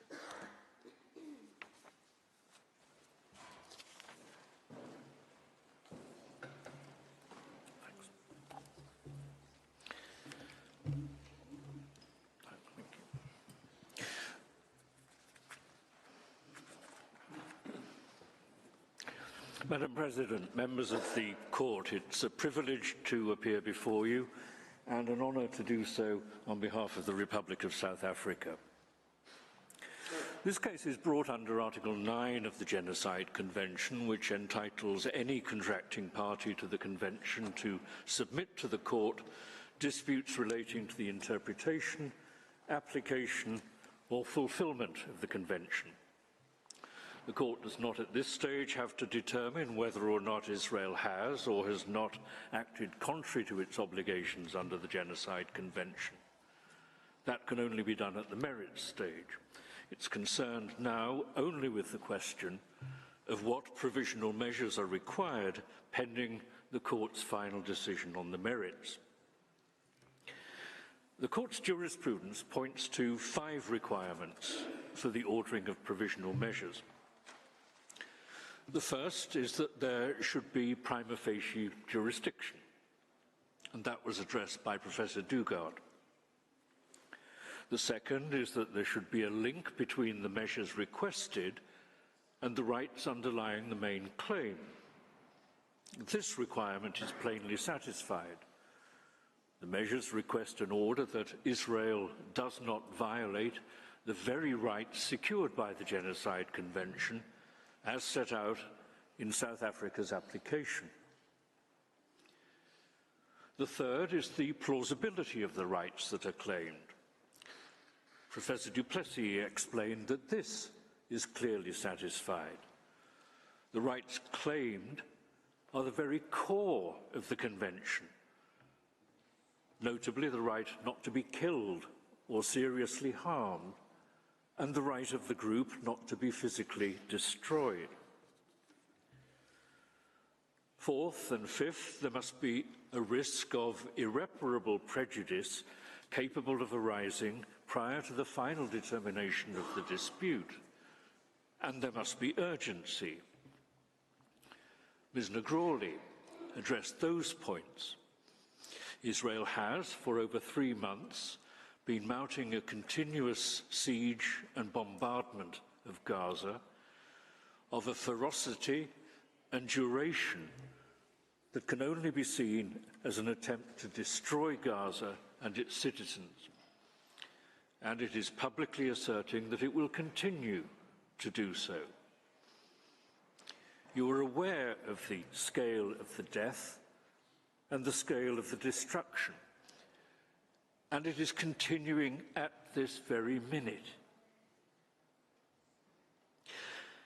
The court has said that, quote, a state's obligation to prevent genocide and the corresponding duty to act arise at the instant that the state learns of, or should normally have learned of, the existence of a serious risk that genocide will be committed. From that moment onwards, if a state has available to it means likely to have a deterrent effect on those suspected of preparing genocide or reasonably suspected of harbouring specific intent, it is under a duty to make such use of those means as the circumstances permit." End quote. And that is what South Africa has done by making this application. In cases such as Lagrande, Avena, Jadav, this court has exercised its power to order provisional measures, having regard to the impact not only of provisional measures on the state's parties to a case, but also to the impact on the individuals directly affected and their rights. It has issued orders to restrain states from killing individuals in a manner alleged to violate international law. And that is what South Africa is requesting, after more than 23,000 individuals have already been killed in the siege and bombardment of Gaza, the overwhelming majority of them innocent men, women and children. The court also issues orders to safeguard the integrity of its proceedings and the efficacy of its final ruling. In the Bosnia genocide case, for example, you ordered that the parties, quote, "not take any action and ensure that no action is taken which may aggravate or extend the existing dispute over the prevention or punishment of the crime of genocide, or render it more difficult of solution," end quote. Without such non-aggravation orders, there is a real risk that a respondent will rush to complete its unlawful conduct before the court's final ruling, thus rendering the ruling and the court an irrelevance. Well, South Africa has kept its application in this case within the scope of the Convention. First, some will ask why South Africa does not seek any court order against Hamas. This case concerns Israel's actions in Gaza, which is territory that 3 weeks ago in Resolution 2720, the UN Security Council stressed is, quote, "an integral part of the territory occupied in 1967, end quote, by Israel. As the court will understand, Hamas is not a state and cannot be a party to the Genocide Convention and cannot be a party to these proceedings. There are other bodies and processes that can address the questions of steps to be taken in respect of past atrocities and against other actors, and they are no doubt considering what they should do. But as a matter of law, under the Convention, South Africa cannot request an order from this court against Hamas. Secondly, South Africa understands that not all violence constitutes genocide. Acts of ethnic cleansing, collective punishment, the targeting of civilians, attacks on hospitals and other war crimes are all unlawful. But they do not always violate the Genocide Convention. Genocide requires an intent to destroy, in whole or in part, a national, ethnical, racial or religious group. But the fact that what Israel is doing in Gaza may also constitute war crimes or crimes against humanity is no defence and no bar to a charge of genocide. South Africa has set out its request for relief in paragraph 111 of its application and its request for provisional measures in paragraph 144. The reasoning behind the requests is pragmatic. The first two paragraphs of the Provisional Measures request call for the suspension of Israel's military operations in and against Gaza. Israel's continuing operation in Gaza since the 7th of October attack is the focus of this case. Minister Lamola has recalled the fact that South Africa has condemned the 7th of October attack. Israel says that Palestine and Palestinians are not its target and that its aim is to destroy Hamas. But months of continuous bombing, flattening entire residential blocks and cutting off food and water and electricity and communications to an entire population cannot credibly be argued to be a manhunt for members of Hamas. It is an indiscriminate attack, killing, maiming, and terrorizing the entire population of Gaza with no regard to questions of innocence or guilt, obliterating the homes and cities in which they live, and destroying any practical possibility of their return to make their homes amidst the rubble. Israel's actions both attack Palestinians in Gaza directly and also prevents humanitarian relief reaching them. Palestinians face death from continuing bombardments and shootings, and death from starvation and disease, which is even more indiscriminate, but usually slower.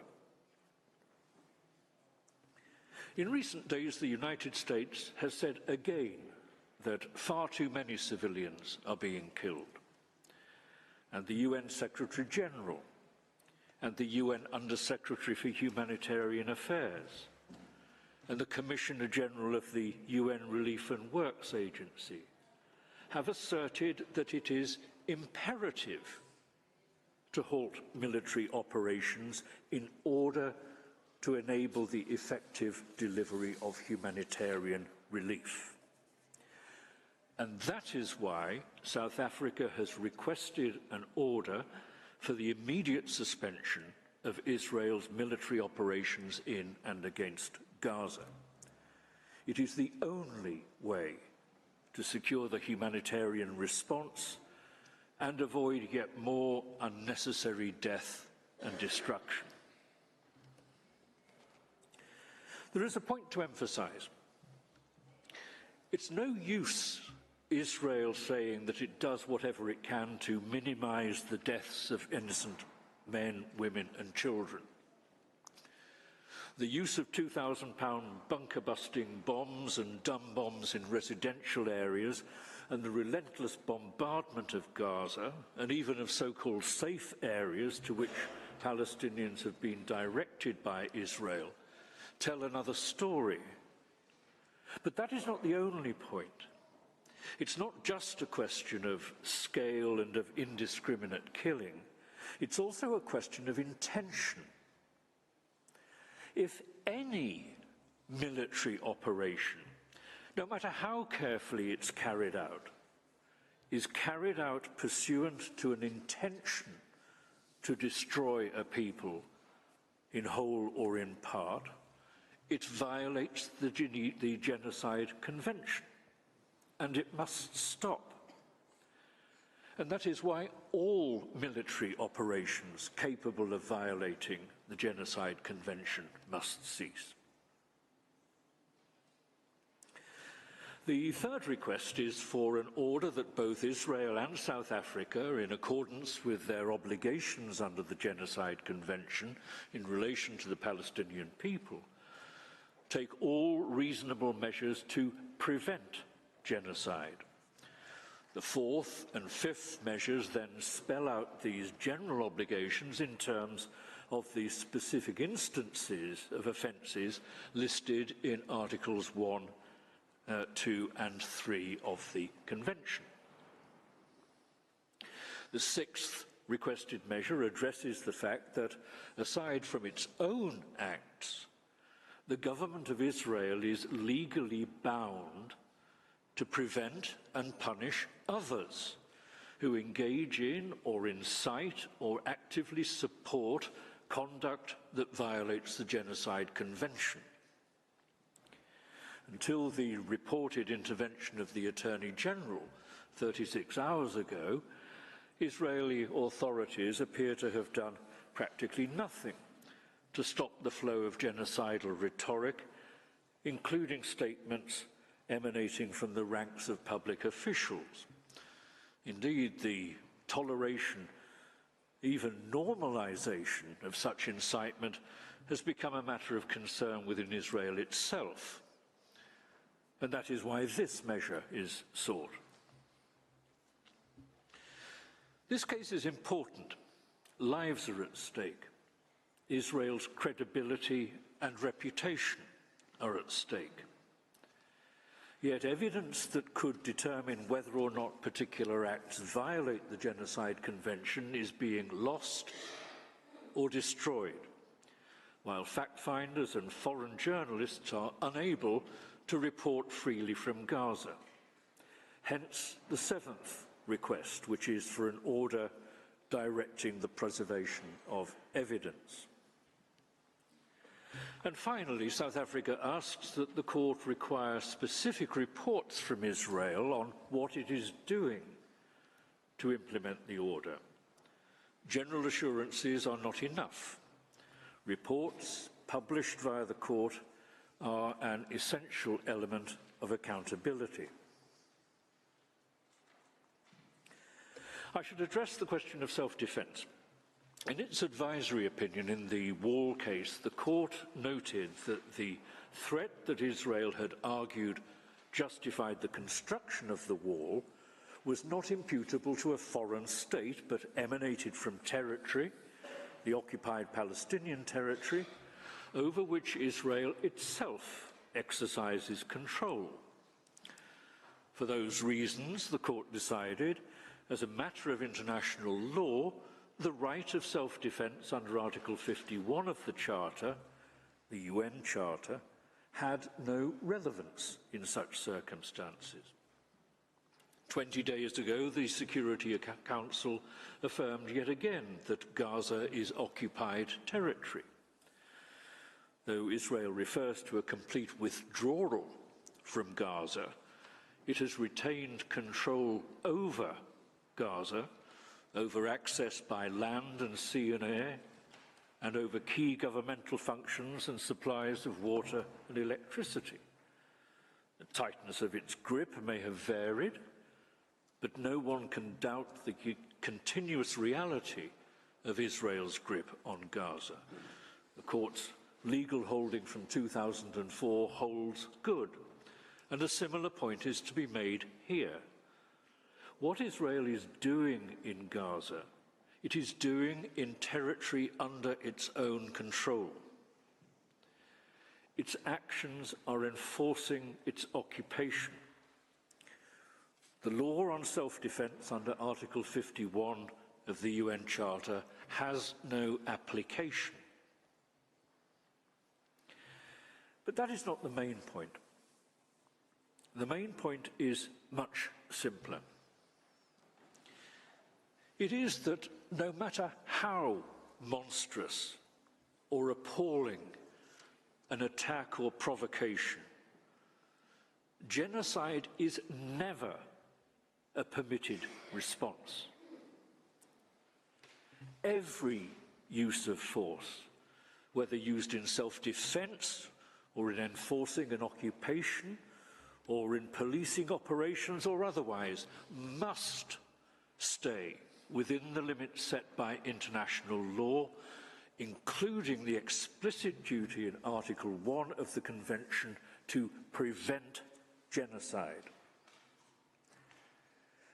South Africa believes that the publicly available evidence of the scale of the destruction resulting from the bombardment of Gaza and the deliberate restriction of food, water, medicines and electricity available to the population of Gaza demonstrates that the government of Israel, not Jewish people or Israeli citizens, the government of Israel and its military is intent on destroying the Palestinians in Gaza as a group and is doing nothing to prevent or punish the actions of others who support that aim.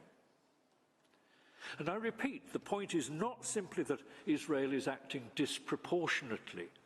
The point is that the prohibition on genocide is an absolute, a peremptory rule of law. Nothing can ever justify genocide. No matter what some individuals within the group of Palestinians in Gaza may have done, and no matter how great the threat to Israeli citizens might be, genocidal attacks on the whole of Gaza and the whole of its population with the intent of destroying them cannot be justified. And no exception can be made in a provisional measures order to allow a state to engage in actions that are capable of violating its obligations under the Genocide Convention. It is unthinkable that a court would ever do such a thing. That is the simple point in this case. Genocide can never be justified in any circumstances. Israel's actions will be examined closely and methodically at the merit stage, when the court will want to hear what Israel has to say in its defence. What matters now is that the evidence indicates that Israel's actions have violated its obligations under the Genocide Convention, that they continue to violate them, and that Israel has asserted that it intends to continue them. Israel may say that it will comply with all of its obligations under the Genocide Convention and that orders from the court are not necessary. But in previous cases, the court has held that such unilateral statements do not remove the risk of irreparable prejudice or obviate the need for a court order. In this case, one reason for doubting the efficacy of any such unilateral undertaking is Israel's apparent inability to see that it has done anything wrong in grinding Gaza and its people into the dust. Another reason is that a departure from or reinterpretation of any unilateral undertaking by Israel may lead to consequences so appalling that the risk simply cannot be taken. But there is a third reason. As was noted during the submissions to this court in the case concerning the reservations to the Genocide Convention in 1951, quote, "The obligation to submit disputes concerning the interpretation or execution of the Convention to the International Court of Justice was regarded as one of the prime guarantees of the due fulfillment of the basic obligation to prevent and punish the crime of genocide," end quote. The role of the court, which unusually extends not only to the interpretation and application of the Convention, but also to its fulfillment, is pivotal. In addition to their substantive obligations under the Convention, it is vitally important that states respect the court and their procedural obligations. This is not a moment for the court to sit back and be silent. It's necessary that it assert its authority and itself order compliance with the obligations under the Genocide Convention. Indeed, it's hard to think of a case in recent history which has been so important for the future of international law and of this court. Madam President, members of the court, that concludes my submission. I thank you for your attention, and unless I can help you further, I would ask that you call on South Africa's agent to read out the request for relief. I thank Professor Lowe, and I now invite the agent of South Africa, His Excellency Mr. Vusumuzi Madonsela, to address the court. You have the floor, Excellency.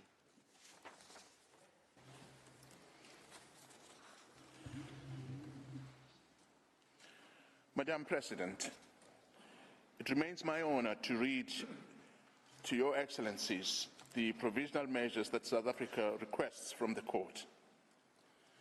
You have heard the reasons set out which justify the measures being sought.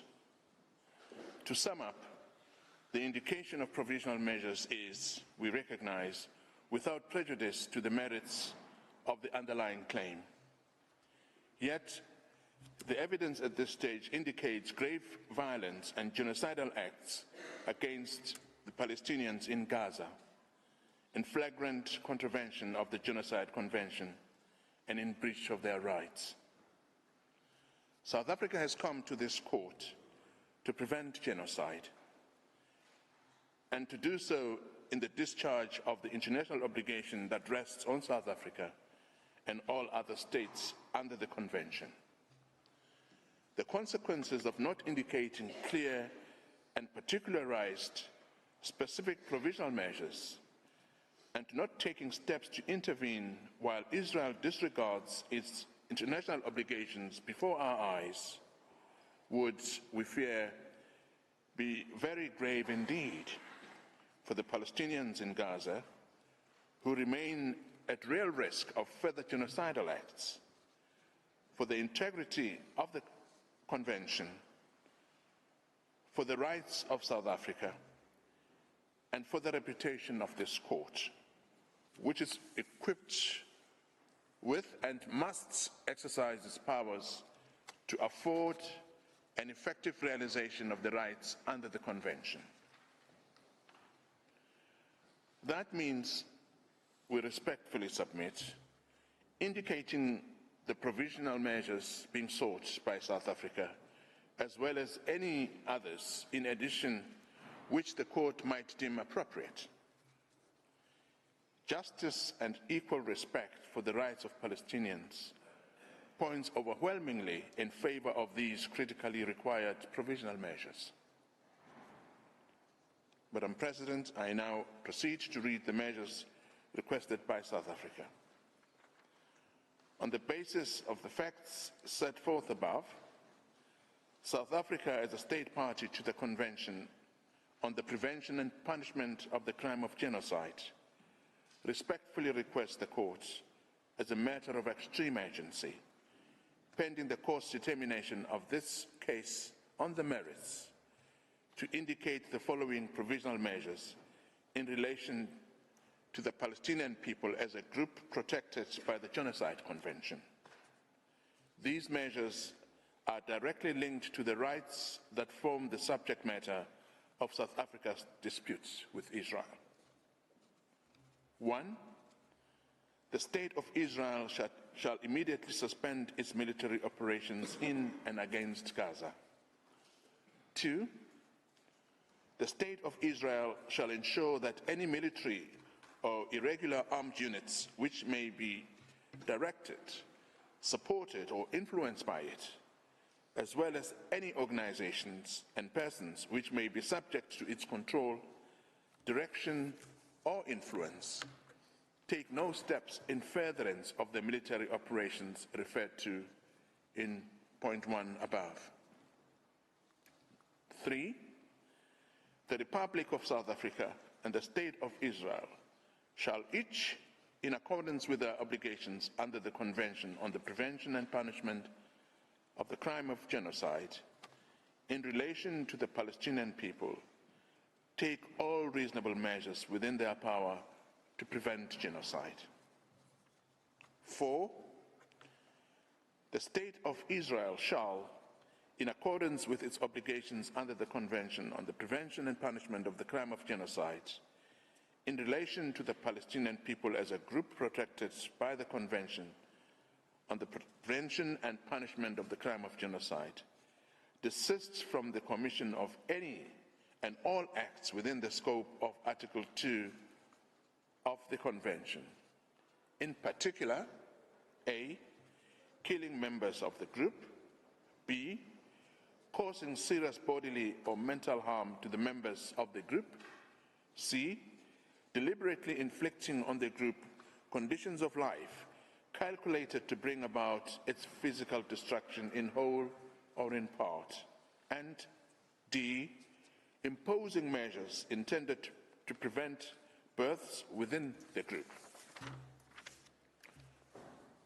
5, the State of Israel shall, pursuant to point 4, paragraph C above, in relation to Palestinians, desist from and take all measures within its power, including the rescinding of relevant orders, of restrictions and or prohibitions to prevent A, the expulsion and forced displacement from their homes, B, the deprivation of access to adequate food and water, access to humanitarian assistance, including access to adequate fuel, shelter, clothes, hygiene and sanitation,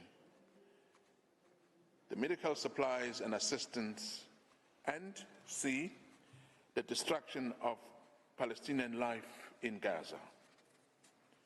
Number 6, the State of Israel shall, in relation to Palestinians, ensure that its military, as well as any irregular armed units or individuals which may be directed, supported or otherwise influenced by it, and any organizations and persons which may be subject to its control, direction or influence, do not commit any acts described in 4 and 5 above, or engage in direct and public incitement to commit genocide, conspiracy to commit genocide, attempt to commit genocide, or complicity in genocide.